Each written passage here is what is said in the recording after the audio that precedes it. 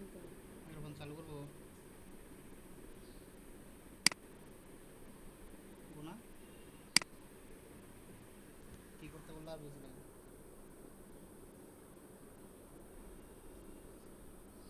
হবে কিনা আপনাদের কোঅপারেশন ছাড়া, সেটা হচ্ছে এইচআইভি এইডসটা আমি লম্বা, ওটার একটা ডিটেলস নলেজ আপনাদের আসলে দরকার, ওটা ইম্পর্টেন্ট। আর বাকি থাকে একটা, যেটা হচ্ছে গিয়ে sexual health issues and rights. তো এই ইস্যুস অ্যান্ড রাইটস অ্যাকচুয়ালি খুব বেশি বোঝানোর কিছু নাই, সেই রাইটসগুলোর নাম পড়া। তো আমি যদি আই ডোন্ট নো শেষ করা যাবে কিনা, দেখি কতদূর, না হলে আর দুটো ক্লাস ধরে রাখলাম, দুটো ক্লাসের মধ্যে আপনাদের এটা শেষ হয়ে যাবে। একটা ক্লাসে শেষ করার চেষ্টা করব, আপনারা যদি বলেন যে ম্যাম আর নিতে পারছি না, তাহলে ওই দিন স্টপ করে দিয়ে পরের ক্লাসটাতে যেতে হবে, এরকম আর কি বিষয়টা। আর বাকি রইল একটা অ্যাসাইনমেন্ট আপনাদের প্রত্যেকের জন্য। ভালো হয়েছে, হাবিব ভালো আছেন নিশ্চয়ই, জয়েন করেছেন। অ্যাসাইনমেন্টের কথা বলবো এখন। আসসালামু আলাইকুম। ভালো ওয়ালাইকুম আছি ম্যাডাম, আসসালাম। আপনি ভালো আছেন? এই তো আছি আলহামদুলিল্লাহ। সো আপনাদের চারজনকেই বলছি, এই এই কোর্সের একটা অ্যাসাইনমেন্ট লাগবে, এবং অ্যাসাইনমেন্টটা আমি দিচ্ছি, খুব ইম্পর্টেন্ট অ্যাসাইনমেন্ট, যেটা আমরা লেকচারে পড়াই না, অ্যাসাইনমেন্টের মাধ্যমে আপনাদের নলেজটা আমরা নেই। সেটা হচ্ছে সেক্সুয়াল হ্যারাসমেন্ট। মনে রাখেন, সেক্সুয়াল হ্যারাসমেন্টের উপরে আপনাদের অ্যাসাইনমেন্ট জমা দিতে হবে। আপনারা অলরেডি জানেন কি করে একটা অ্যাসাইনমেন্ট লিখতে হয়। সেটার একটা ইন্ট্রোডাকশন লাগবে, তারপরে গ্লোবাল সিচুয়েশন, আপনার দেশের সিচুয়েশন, হ্যারাসমেন্ট কাকে বলে, সেক্সুয়াল হ্যারাসমেন্ট কাকে বলে, কয় ধরনের হ্যারাসমেন্ট আছে, এই ইফটিজিং, বুলি, এগুলোর আলাদা আলাদা করে অল্প অল্প করে একটু লিখতে হয়। ওয়ার্ড ফাইলে আপনারা এই হ্যারাসমেন্ট রিলেটেড কোনো প্রোগ্রাম পলিসি চলছে কিনা সারা ওয়ার্ল্ডে, কোন কোন অর্গানাইজেশন তাদের পিছনে কাজ করছে, এরকম করে লিখে 10 থেকে 12 পাতা রেফারেন্স সহ, ম্যাক্সিমাম 15 পাতা, হ্যাঁ, ওয়ার্ড ফাইলে এটাকে রেডি করে আপনাদেরকে এই যে যেখানে আমি লেকচারগুলো আপলোড করছি, এই ক্লাসেই আপনাদেরকে অ্যাসাইনমেন্টটা আপলোড করতে হবে। অ্যাসাইনমেন্ট ছাড়া কিন্তু আপনার এই কোর্সটা কমপ্লিট হবে না। এবং মনে রাখবেন, এই যে সেক্সুয়াল হ্যারাসমেন্টটা আপনি পড়বেন, এটা কিন্তু নিজের জন্য একটু রাখবেন। আমরা ভাইভাতে কিন্তু একটু জিজ্ঞেস করি সেক্সুয়াল হ্যারাসমেন্ট কাকে বলে, কি কি ধরনের হ্যারাসমেন্ট আছে। সেক্সুয়াল হ্যারাসমেন্ট কিন্তু বেশ ধরনের আছে, হ্যাঁ, ওয়ার্কিং প্লেসে আছে, পাবলিক প্লেসে আছে, আপনারা একটু গুগল সার্চ দিলেই পাবেন। ইফটিজিং কাকে বলে, আপনাদেরকে একটা কমন কোয়েশ্চেন করা হয়, ইফটিজিং কোন হ্যারাসমেন্টের মধ্যে পড়ে। হ্যাঁ, এটা আমরা কিন্তু ওই যে আপনাদের ইন্ট্রোডাকশন টু রিপ্রোডাক্টিভ হেলথের ভাইভাতেও জিজ্ঞেস করেছি। মনে রাখতে হবে ইফটিজিং ল অনুযায়ী সেক্সুয়াল হ্যারাসমেন্টের মধ্যে পড়ে। হ্যাঁ, এখানে যেটাই হোক না কেন, এটা সেক্সুয়াল হ্যারাসমেন্ট। সো এই কোশ্চেনগুলো, যে সেক্সুয়াল হ্যারাসমেন্ট হলে একটা মানুষের কি কি ক্ষতি হয়, সো ওই ইন্ডিভিজুয়াল মানুষের সাইকোলজিক্যাল ক্ষতি হয়, হেলথের ক্ষতি হয়, ফিজিক্যাল ক্ষতি হয়, ঠিক আছে, সো ওই ফ্যামিলিটার ক্ষতি হয়। সো এগুলো জিনিস শর্ট করে মাথার মধ্যে রাখবেন, যাতে করে আপনাদেরকে ভাই জিজ্ঞেস করলে এই অ্যাসাইনমেন্টটার থেকেই ওই লেকচারটা আপনাদের কমপ্লিট হবে। এটা কঠিন কিছু না, খুব ইজি। সো আবারও ক্লিয়ার করে দিচ্ছি, এই কোর্সের সেক্সুয়াল হেলথ কোর্সের অ্যাসাইনমেন্ট টপিক হচ্ছে sexual harassment and it's prevention. টাইটেলটা লাগলে আপনারা একটু মাথায় নিয়ে নেন অথবা রাইট ডাউন করে নেন, sexual harassment and it's prevention. তার মানে প্রোগ্রাম পলিসিগুলো কি কি চলছে এগুলো একটু লিখতে হবে, হ্যাঁ। সো এটা গেল। এখন চলেন আমরা আজকের ক্লাসটা স্টার্ট করি। ওই যে বললাম যে ইজি লাগবে আপনাদের, যেহেতু এটা আমরা কম্বাইন ক্লাসে পড়েছি। চলেন আমি স্ক্রিন শেয়ার করছি।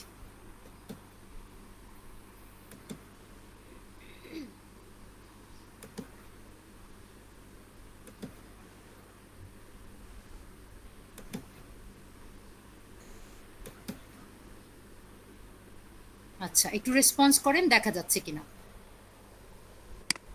জি ম্যাম, দেখা যাচ্ছে। ওকে, তাহলে আমরা স্টার্ট করি। অলরেডি আজকে আমরা জেনেছি যে রিপ্রোডাক্টিভ ট্র্যাক্ট ইনফেকশন এবং সেক্সুয়ালি ট্রান্সমিটেড ইনফেকশনের একদম প্রাথমিকটুকু আমরা একটু জানবো আজকে।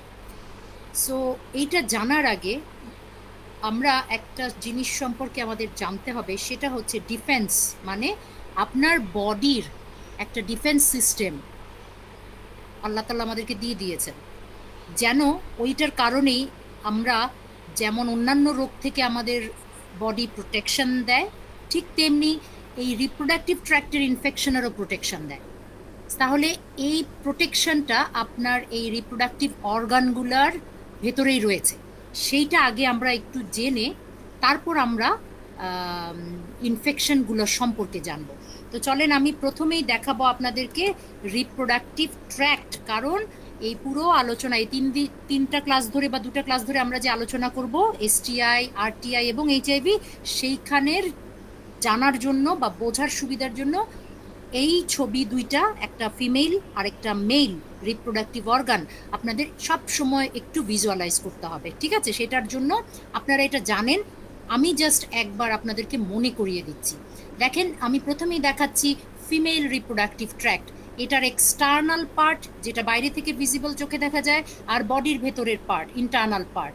এখন এক্সটার্নাল পার্ট পরীক্ষার হলে যদি ঠাস করে জিজ্ঞেস করে বসি যে মমতাজ মেরি বলেন তো ফিমেল রিপ্রোডাক্টিভ ট্র্যাক্টের এক্সটার্নাল পার্টগুলোর নাম বলেন তো, তখন কিন্তু এই যে এই ছবিটা যদি মাথায় থাকে ইজিলি আপনারা বলতে পারবেন, এটার জন্য আলাদা প্রিপারেশনের দরকার নেই। খেয়াল করেন প্রথম যে এই জায়গাটা একদম এটা পুরা রিজিয়নটাকে বলা হয় ভালভা।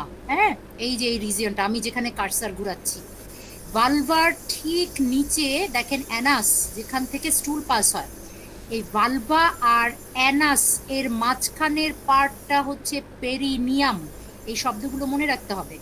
আচ্ছা, এখন দেখেন ভালভার ভিতরে কি কি দেখা যায় চোখে, যেগুলো মানে রিপ্রোডাক্টিভ ট্র্যাক্ট নামে পরিচিত, external female reproductive tract. Number 1 clitoris, আমরা অলরেডি জেনেছি যে এটা এক্সাইটমেন্টে কাজ করে, সেক্সুয়াল এক্সাইটমেন্টে কাজ করে। ক্লাইটোরিসের ঠিক নিচে আরেকটা আমাদের হোল আছে, সেটার নাম ইউরেথ্রা, যেটা দিয়ে ইউরিন পাস হয়। ঠিক তার নিচে আছে একটা অরিফিস, এটার নাম হচ্ছে নট ভ্যাজাইনা, ভ্যাজাইনাল অরিফিস। এই অরিফিস বা ছিদ্র বা হোল দিয়ে ঢুকলে আমরা এই যে বাম সাইডের ভ্যাজাইনাটাকে পাবো, এই যে এটাকে পাবো, ঠিক আছে? তো তাহলে ভ্যাজাইনাল অরিফিস, এটার আরেকটা নাম হচ্ছে ইন্ট্রয়টাস। নাম মনে না রাখতে পারলেও সমস্যা নাই, ভ্যাজাইনাল অরিফিস কথাটা মনে রাখলেই হবে। এই অরিফিসের কাজ কি? একদিক দিয়ে হচ্ছে নর্মাল ডেলিভারির বাচ্চাটা এদিক দিয়েই বের হয়, মিনস্ট্রুয়াল ব্লাডও এদিক দিয়ে বের হচ্ছে, সেক্সুয়াল অ্যাক্টিভিটিটা পেনিট্রেটিভ সেক্সটা এদিক দিয়েই করা হচ্ছে। এই হয়ে গেল। এইটার ঠিক বাইরের পোর্শনে, এই অরিফিসের ঠিক বাইরে যে জায়গাটা রেডিশ, এইটার নাম হচ্ছে লেবিয়া মাইনোরা। এবং ওই মাইনোরার বাইরের দিকে মোটা ঠিক চামড়া জাতীয় যে লেয়ারটা, এটার নাম হচ্ছে লেবিয়া মেজোরা। এটা জানতে হবে, কারণ এরা আপনার রিপ্রোডাক্টিভ ট্র্যাক্টকে ডিফেন্স করে, এই জন্য জানতে হবে। আচ্ছা, এখন আমি এই ভ্যাজাইনাল অরিফিস দিয়ে যদি ভিতরে ঢুকে যাই, তাহলে ইন্টারনাল পার্টগুলো পাবো, ফিমেল রিপ্রোডাক্টিভ ট্র্যাক্টের ইন্টারনাল অর্গানগুলো পাবো। তারা কারা? 1 নাম্বার প্রথমেই পাবো ভ্যাজাইনা, তার ঠিক উপরের দিকে পাবো হচ্ছে গিয়ে সার্ভিক্স। এই যে সার্ভিক্স হচ্ছে এই যে এই পোর্শন সার্ভিক্স, ঠিক আছে? সার্ভিক্সের আবার ভাগ আছে, আমার ভাগে যাওয়ার দরকার নেই, শুধু মনে রাখতে হবে ভ্যাজাইনার উপরের পোর্শন সার্ভিক্স, ইউটেরাসের নিচের পোর্শন সার্ভিক্স, ঠিক আছে? জরায়ুর মুখ বাংলায় যেটা বলে, এই জায়গাটাতেই কিন্তু সার্ভাইকাল ক্যান্সারটা হয়। আর আমাদের দেশের বেশিরভাগ রোগীদের ধারণা হচ্ছে এই যে ভ্যাজাইনা, এখান দিয়ে যদি সাদা স্রাব আসে, ওরা মনে করে এইটাই হচ্ছে গিয়ে জরায়ুর মুখ, আমার এখান থেকে জরায়ুর মুখ থেকে সাদা স্রাব বের হচ্ছে, ওরা জিনিসটা বুঝতে পারে না, ঠিক আছে? আচ্ছা, এই জন্য যখন আমরা ডাক্তাররা এটাকে দেখি তখন একটু স্পেসিফিক করে ফেলি। তাহলে কি হলো? ভ্যাজাইনার পরে এই জায়গাটা হচ্ছে সার্ভিক্স, যেটা সার্ভাইকাল ক্যান্সার হয়। এর পরের উপরের অংশটা হচ্ছে ইউটেরাসের ভেতরে ফান্ডাস অফ দ্য ইউটেরাস, একদম উপরের লেয়ার, আর এটা হচ্ছে কি বডি অফ দ্য ইউটেরাস, ঠিক আছে? এই হয়ে গেল। আর কি বাকি আছে? দুই পাশে দুটো হাত, ফেলোপিয়ান টিউব অথবা সালফিংস, অথবা এটা কি টিউব বলেন তো? ইউটেরাইন টিউব, ঠিক আছে? এই ফেলোপিয়ান টিউব দুই দিকে দুটা, অথবা সার্ভিক্স অথবা ইউটেরাইন টিউব।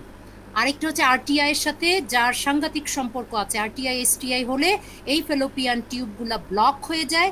ব্লক হয়ে গেলে তখন কি হয়? এই যে ওভারি, এই দুটা হচ্ছে ওভারি, যেখান থেকে প্রতি মিনস্ট্রুয়াল সাইকেলে একটা করে ডিম্বাশয়, বাংলাকে যেটা বলে, ইংলিশে বলে ওভাম, এটা রিলিজ হয়। ওভারি থেকে রিলিজ হলে এই যে এই ফেলোপিয়ান টিউবের এই আঙ্গুলের মতো হাত দিয়ে এই ডিমটা এখান থেকে, ওভামটা এখান থেকে আসতে থাকে, এই জায়গায় এসে পৌঁছায়।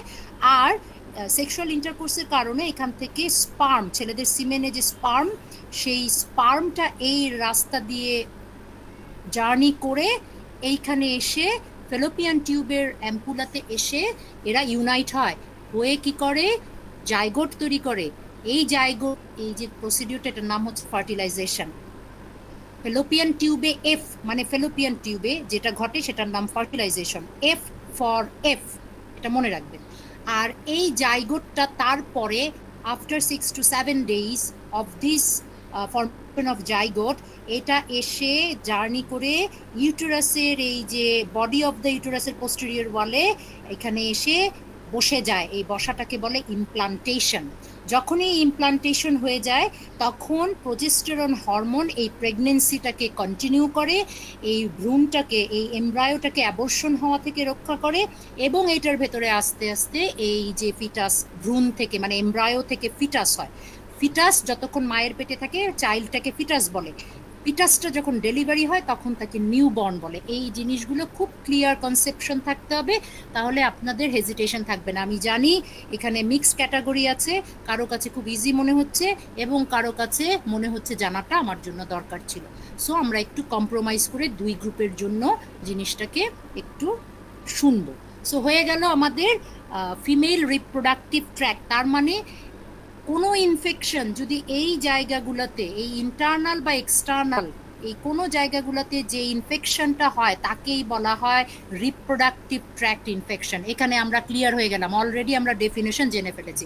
এরপরে আসি মেল রিপ্রোডাক্টিভ সিস্টেম। এটারও এক্সটার্নাল পার্ট আছে, ইন্টারনাল পার্ট আছে। এক্সটার্নাল পার্টের ভিতরে পেনিস আর এই যে স্ক্রুটাম, ইন্টারনাল পার্টের ভেতরে টেস্টিস, তারপরে হচ্ছে গিয়ে তার ভেতরে এপিডিডাইমিস।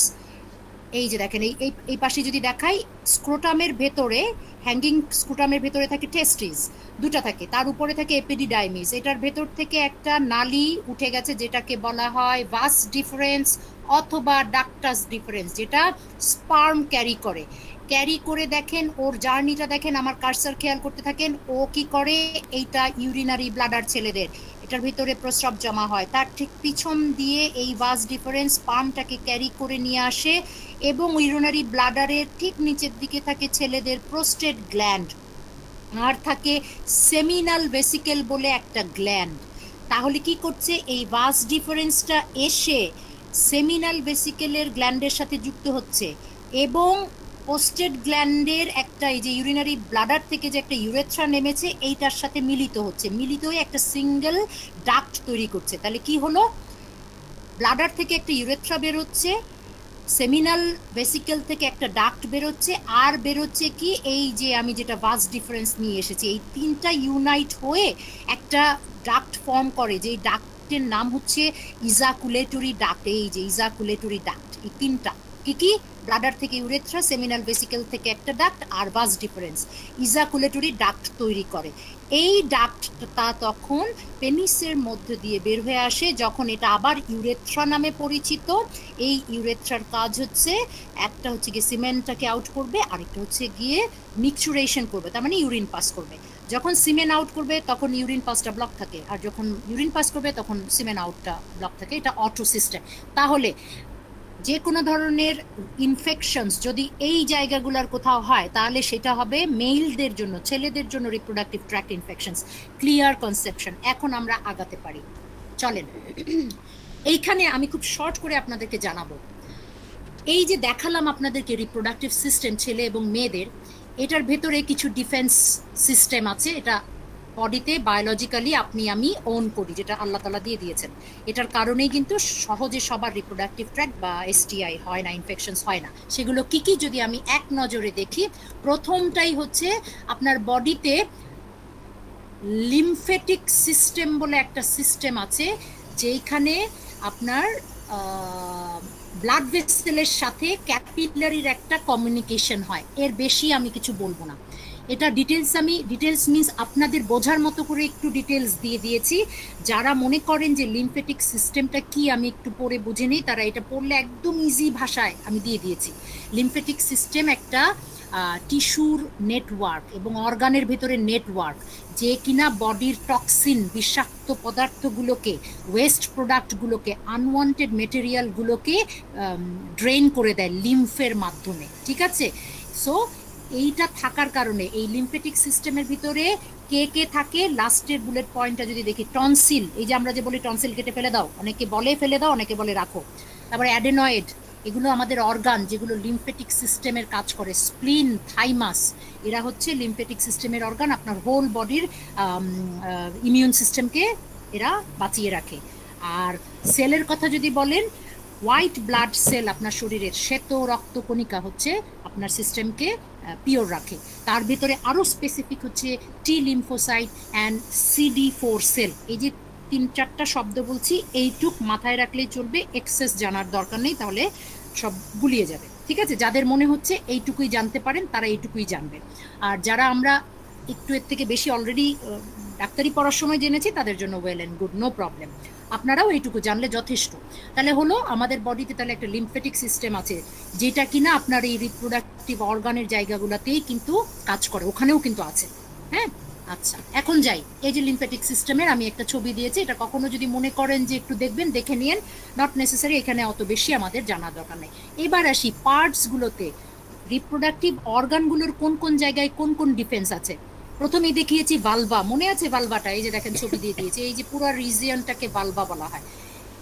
এই প্রথম ভালভার ডিফেন্সটা প্রথম হচ্ছে এই লেবিয়া মেজোরা, দেখিয়েছিলাম যে মোটা থিক চামড়াটা, এবং লেবিয়া মাইনোরা, এই যে এটা ক্লাইটোরিস, এটা ইউরেথ্রা, এটা ভ্যাজাইনাল অরিফিস, তাহলে এটা হচ্ছে লেবিয়া মাইনোরা, আর এটা হচ্ছে লেবিয়া মেজোরা। এরা কি করে, ক্লোজ করে রাখে, এই ভ্যাজাইনাল অরিফিসটাকে ক্লোজ করে রাখে, যার জন্য বাইরের থেকে অর্গানিজম ভিতরে ঢুকতে পারে না। তাহলে একটা ডিফেন্স নাম্বার 1।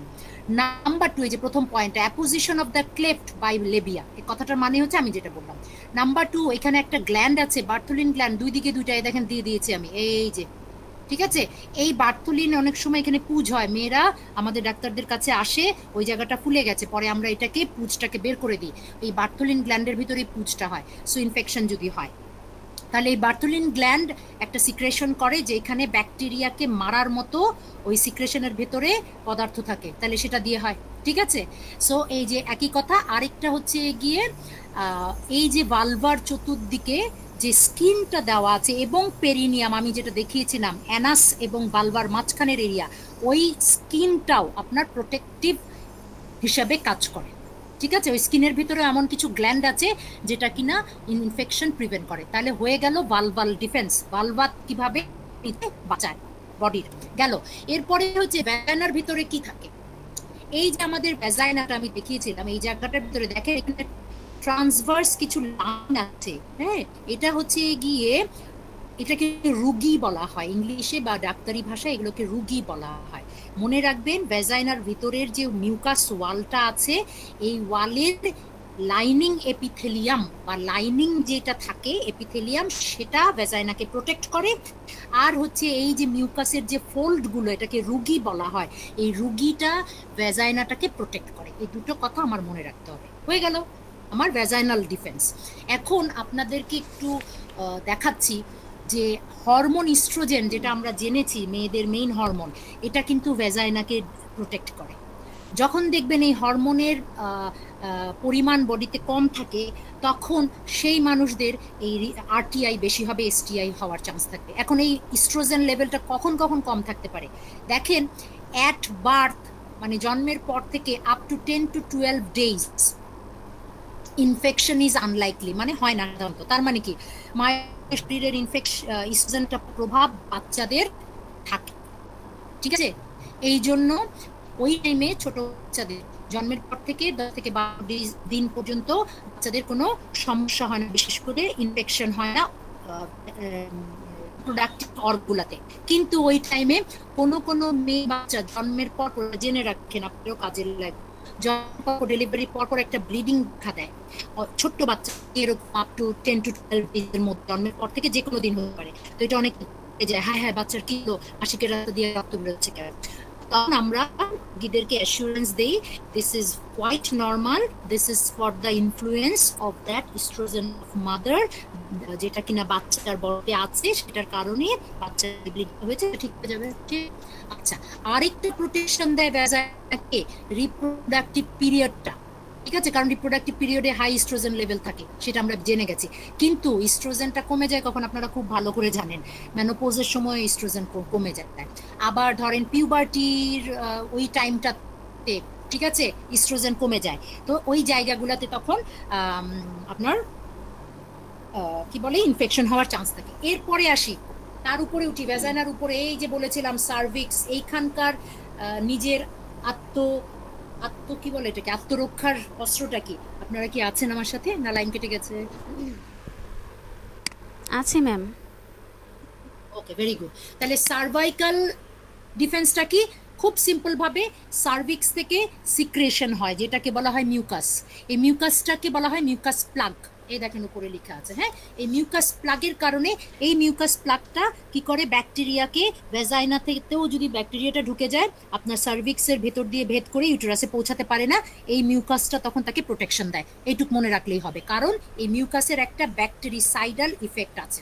ওকে, তাহলে আমরা এখানে এটাই মনে রাখবো, মিউকাস সার্ভিক্সের ডিফেন্স, অল্প কথায় মনে রাখবো। আচ্ছা, ইউটেরাইন ডিফেন্স কি তাহলে? ইউটেরাসের ডিফেন্সটা কি? একটা হচ্ছে গিয়ে সাইক্লিক্যাল শেডিং অফ এন্ডোমেট্রিয়াম। মানে কি? মেনস্ট্রুয়েশন মানে হচ্ছে পিরিয়ড, ঠিক আছে। আমরা অনেক সময় খুব মেয়েরা পাজল হয়ে যায়, যাদের ওভারফ্লো থাকে, যাদের অনেক পেইন থাকে, অনেক প্রবলেম থাকে, বাট মেনস্ট্রুয়েশনের একটা কাজ তো আল্লাহ তাআলা দিয়ে দিয়েছে।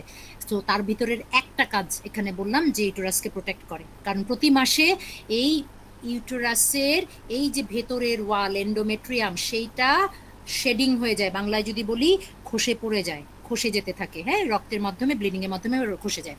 আরেকটা, এটাকে কি করছে, ইউটেরাসকে প্রোটেক্ট করছে। আরেকটা প্রোটেকশন কি দেখেন, closure of the uterine ostium of the fallopian tube. এই যে দেখেন ইউটেরাইন অস্টিয়াম, এইটা তার মানে কি, ফেলোপিয়ান টিউবের সাথে ইউটেরাসের ক্যাভিটির যে কানেকশন, এখানে একটা বাল্ব থাকে।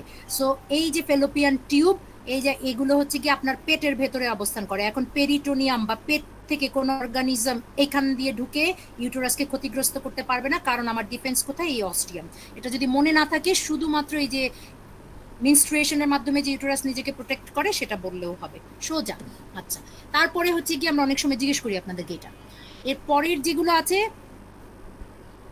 সেগুলো দেখেন, টিউবাল ডিফেন্স। টিউবাল ডিফেন্স মানে কি, এই যে ফেলোপিয়ান টিউব, ফেলোপিয়ান টিউবের ভেতরে একটা স্ট্রাকচার আমরা থাকে, সেটা ওই ওই ভেতরকার লেয়ারের একটা স্ট্রাকচার থাকে। যেমন ভ্যাজাইনাতে ছিল, এই যে দেখেন ভ্যাজাইনাতে যেমন এগুলোকে রুগি বলেছি, কি জিনিস এটা, মিউকাসের ফোল্ড, মিউকাস লেয়ারের ফোল্ড, এই শব্দগুলো মনে রাখেন।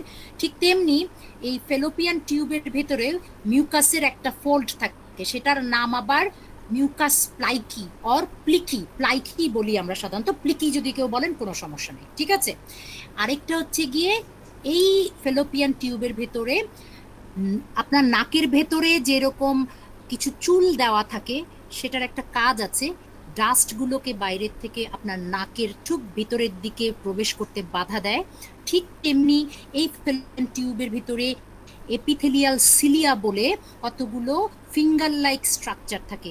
এরা নাকের চুল যেরকম আপনার ময়লাগুলোকে প্রোটেক্ট করে, এই এপিথেলিয়াল সিলিয়াগুলো যদি কোনো কিছু ঢুকেও থাকে, সেটাকে সে ধাক্কাতে ধাক্কাতে ফেলোপিয়ান টিউব থেকে বের করে দিবে।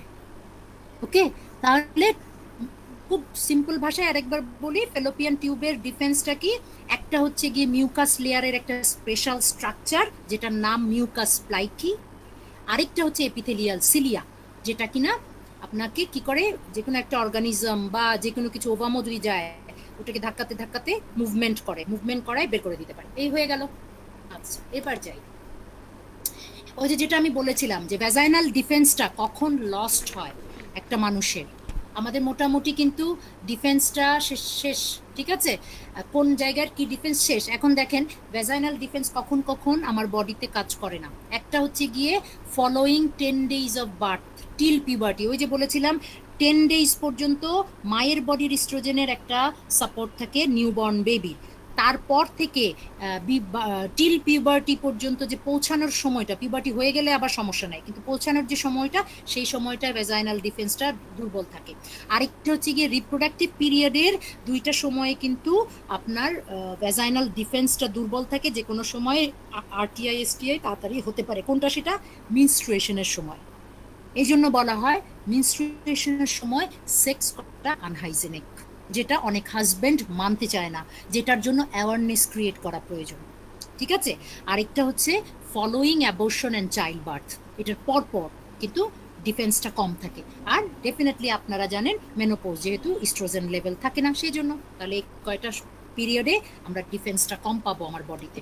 গেল, এখন আসি করা, যেটা ইজি পিজি আপনারা কম্বাইন ক্লাসে বলেছেন। তাহলে আপনাদেরকে যদি জিজ্ঞেস করি রিপ্রোডাক্টিভ ট্র্যাক্ট ইনফেকশনস কে বলে, আপনারা সিম্পলি বলতে পারবেন দ্য ইনফেকশনস দ্যাট কি করে effect the genital tract of both men and women known as reproductive tract infection। এবং এই ইনফেকশনগুলো কি দিয়ে হয়? caused by organism normally present in the reproductive tract। খেয়াল করেন সেকেন্ড বুলেট পয়েন্টটা, রিপ্রোডাক্টিভ ট্র্যাক্ট ইনফেকশনস কিভাবে হচ্ছে বা কাদের দ্বারা হচ্ছে। প্রথমে হচ্ছে caused by organism normally present in the reproductive tract, number 1 আমি এক্সপ্লেন করবো, একটু পড়ে নিই। or introduced from outside during sexual contact or medical procedure। Simple কথা, যখন আপনার বডি কোনো কারণে, আপনি অনেক দিন ধরে জ্বরে ভুগছেন, অনেক ধরনের টাইফয়েডে ভুগছেন, ক্রনিক ডিজিজগুলোতে ভুগছেন, আপনার বডিতে ইমিউন সিস্টেমটা দুর্বল। সো ওই ইমিউন সিস্টেম দুর্বল থাকার কারণে আপনার শরীরের যে নর্মাল ব্যাকটেরিয়াল ফ্রেন্ডলি ব্যাকটেরিয়াগুলো আছে, ফ্রেন্ড ব্যাকটেরিয়া যাদেরকে আমরা বলি, যাদেরকে নাম দেওয়া হয়েছে ব্যাকটেরিয়াল ফ্লোরা, তারা কিন্তু এই রিপ্রোডাক্টিভ ট্র্যাক্টেও থাকে। তারা কি হয়, একটা ইমব্যালেন্স হয়ে যায়।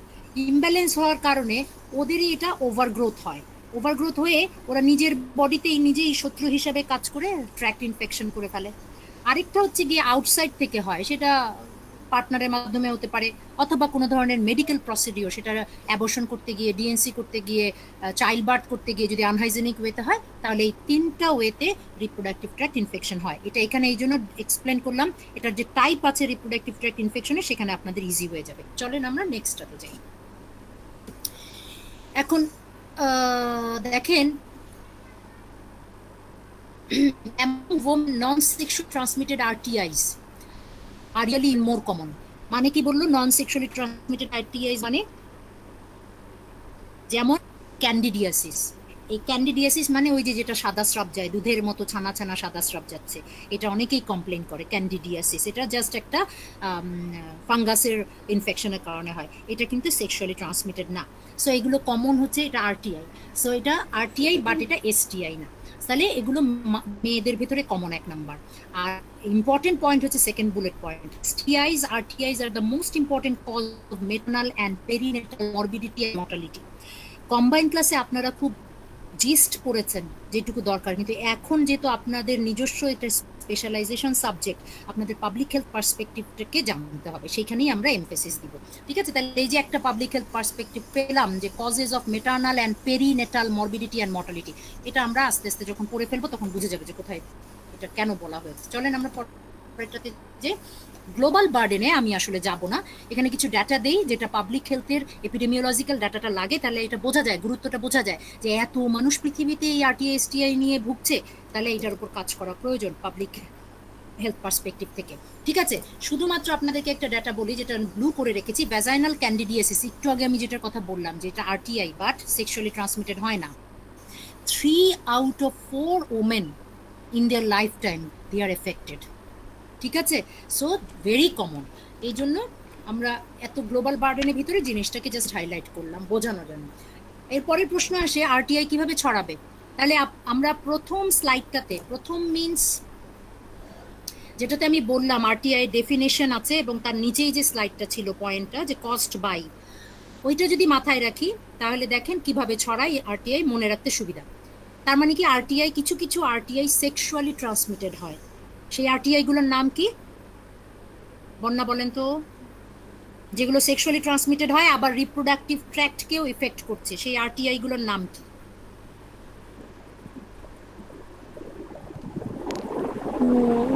সেক্সুয়ালি ট্রান্সমিটেড হচ্ছে, আবার রিপ্রোডাক্টিভ ট্র্যাক্টকে ইনভলভ করছে।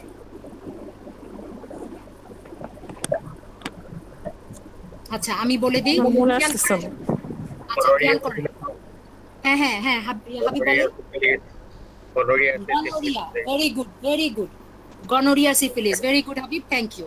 আচ্ছা, মনে রাখবেন এই যে কোশ্চেনটা আমি আপনাদের করলাম, ভাইয়াতে এই কোশ্চেন আসবে, ঠিক আছে? তাহলে দেখেন আরটিআই কে দিয়ে আমরা এভাবে বলি, কিছু আরটিআই সেক্সুয়ালি ট্রান্সমিটেড হবে, কিছু আরটিআই সেক্সুয়ালি ট্রান্সমিটেড হবে না। তাহলে কমন হলো আরটিআই এর ভিতরে যারা সেক্সুয়ালি ট্রান্সমিটেড হবে সেই আরটিআই গুলা রিপ্রোডাক্টিভ ট্র্যাক্টকে ইনভলভ করছে, আর যারা সেক্সুয়ালি ট্রান্সমিটেড হবে না তারাও কাকে ইনভলভ করছে? রিপ্রোডাক্টিভ ট্র্যাক্টকে ইনভলভ করছে। তাহলে আমি যে প্রশ্নটা করলাম, প্রথম প্রশ্ন, দুইটা বা তিনটা আরটিআই এর নাম বলেন বা রিপ্রোডাক্টিভ ট্র্যাক্ট ইনফেকশনের নাম বলেন, তার মানেই বোঝা যাচ্ছে যে এরা রিপ্রোডাক্টিভ ট্র্যাক্টকে ইনফেক্ট করে, আবার সেক্সুয়ালিও ট্রান্সমিটেড হয়। হাবিব একদম ঠিক কথা বলেছে, এটা আপনাদের মনে রাখতে হবে, ভাইবার একদম পেইড কোশ্চেন, সেটার আনসার হবে গনোরিয়া ক্ল্যামাইডিয়া। মনে রাখবেন সব সময় গনোরিয়ার সাথে সাথে ক্ল্যামাইডিয়ার নামটা নেবেন, কারণ গনোরিয়া এবং ক্ল্যামাইডিয়া একটা মিক্সড ইনফেকশন এবং এরা ভাই বোনের মতো থাকে। আপনাকে এটা ট্রিটমেন্ট দিতে হলে দুটাকে একসাথে দিতে হয়। আর এখানে পড়ার সময় টেকনিকটা হচ্ছে, আমি আপনাদেরকে টেকনিক শিখিয়ে দিচ্ছি, পড়ার সময় তিনটা নাম কোথা থেকে পাবেন? ওই যে একটা কৌতুক আছে, বাচ্চাকে জিজ্ঞেস করেছে তিনটা অ্যানিমেলের নাম বলো তো, তো ও বলল ক্রোকোডাইল, ক্রোকোডাইলের বাবা, ক্রোকোডাইলের মা, এই হলো তিনটা প্রাণী। সো এইটা মনে রাখার জন্য আপনাদেরকে মনে রাখতে হবে গনোরিয়া, সাথে সাথে মনে রাখবেন ওর ভাই বোন ক্ল্যামাইডিয়া, দুটা হয়ে গেল, আর একটা হচ্ছে সিফিলিস, শ্যাঙ্ক্রয়েড, হ্যাঁ, এগুলো হচ্ছে গিয়ে হারপিস, এগুলো হচ্ছে গিয়ে কি আরটিআইস। এই আরটিআইস গুলো রিপ্রোডাক্টিভ ট্র্যাক্টকে ইনভলভ করছে, আবার একই সাথে সেক্সুয়ালি ট্রান্সমিটেড হচ্ছে। গনোরিয়া, ক্ল্যামাইডিয়া, সিফিলিস, আমি কিন্তু ক্লাস শেষে এই ভাইবার কোশ্চেনটা আবার ধরবো আপনাদেরকে, একটু মনে রাখার চেষ্টা করেন। তাহলে এটার সাথে সাথে একটু বলে ফেলি আরেকটা, যে তাহলে ওই আরটিআই গুলোর নাম বলেন যেটা শুধুই আরটিআই কিন্তু সেক্সুয়ালি ট্রান্সমিটেড হয় না। একটার নাম আমি বলে দিয়েছি, একটা ক্যান্ডিডিয়াসিস, বলেছি কি না? জি ম্যাডাম। হ্যাঁ, ক্যান্ডিডিয়াসিসে কি হয়? এটা রিপ্রোডাক্টিভ ট্র্যাক্টকে ইনভলভ করবে কিন্তু এটা সেক্সুয়ালি ট্রান্সমিটেড হবে না। আরেকটা হচ্ছে ব্যাকটেরিয়াল ভ্যাজাইনোসিস। প্লিজ মনে রাখবেন, এত সিম্পল কোশ্চেন ভাইভাতে জিজ্ঞেস করা হবে, এইটা যদি না পারেন বাকি কোশ্চেনের উত্তর ভালোভাবে দিলেও তখন একটা ব্যাড ইমপ্রেশন তৈরি হয়ে যায়। হ্যাঁ, সো ভাইভাতে তখন মার্কসটা অত ভালো আসে না। আচ্ছা, এই যে আমি এইটুক বললাম, আপনারা এখানে চারজন আছে, আমাকে একদম ইন্ডিভিজুয়ালি রিপ্লাই দিতে হবে এটা বুঝেছেন কিনা, না হলে আমি পরের স্লাইডে যাব কিনা বা পরের পয়েন্টে যাব কিনা। প্লিজ আইরিন, বুঝতে পারছি ম্যাম। বুঝতে পেরেছি। জি ম্যাম। এক্সাম্পলটা মনে, ওকে ডান। আমরা পড়ছি কিভাবে আরটিআই ছড়ায়, তো একটা জেনে ফেললাম সেক্সুয়াল ট্রান্সমিশনের মাধ্যমে ছড়ায়, কারা তারা সেটাও জেনে ফেললাম। আর মেডিকেল প্রসিডিওরের মাধ্যমে ছড়ায়, অলরেডি আমি এটা ডিসকাস করেছি, কি কি প্রসিডিওর সেটার নামগুলো এখানে দেওয়া আছে। আরেকটা হচ্ছে এন্ডোজেনাস, যেটা আমরা পড়েছি এইভাবে যে নিজস্ব ফ্রেন্ডলি ব্যাকটেরিয়াগুলোর ওভারগ্রোথ, যাদেরকে বলা হয় কি জানি বলা হয় ওদেরকে, বলেন ব্যাকটেরিয়াল ফ্লোরা, তাদের যদি ওভারগ্রোথ হয়। এখন ওভারগ্রোথ কেন হয়? একটা হচ্ছে আপনি অনেক দিন ধরে ক্রনিক কোনো ডিজিজে ভুগছেন, অথবা আপনার ম্যালনিউট্রিশন ছিল, অথবা আপনি ডায়েটটা নিউট্রিশনটা ঠিক মতো মেনটেন করেন নাই। এই যে নিজস্ব বডির ফ্রেন্ডলি ব্যাকটেরিয়ার ওভারগ্রোথের কারণে যে ইনফেকশন হয় সেটার একটা নাম আছে, সেটার নাম হচ্ছে এন্ডোজেনাস ইনফেকশন। আর তার উপরের যে পয়েন্টটা, ডিউরিং মেডিকেল প্রসিডিওরের কারণে যেই যে ইনফেকশনগুলো হচ্ছে আরটিআই, তার নাম হচ্ছে আয়াট্রোজেনিক ইনফেকশন, এটাও মনে রাখতে হবে, ঠিক আছে? তাহলে হয়ে গেল। এইটা স্লাইড থেকে আমি সামনের অনেকগুলো স্লাইড পড়িয়ে দিয়েছি, এখন চলেন আমরা যেতে থাকি। এই যে দেখেন, এটা আমি অলরেডি আপনাদেরকে পড়িয়ে ফেলেছি।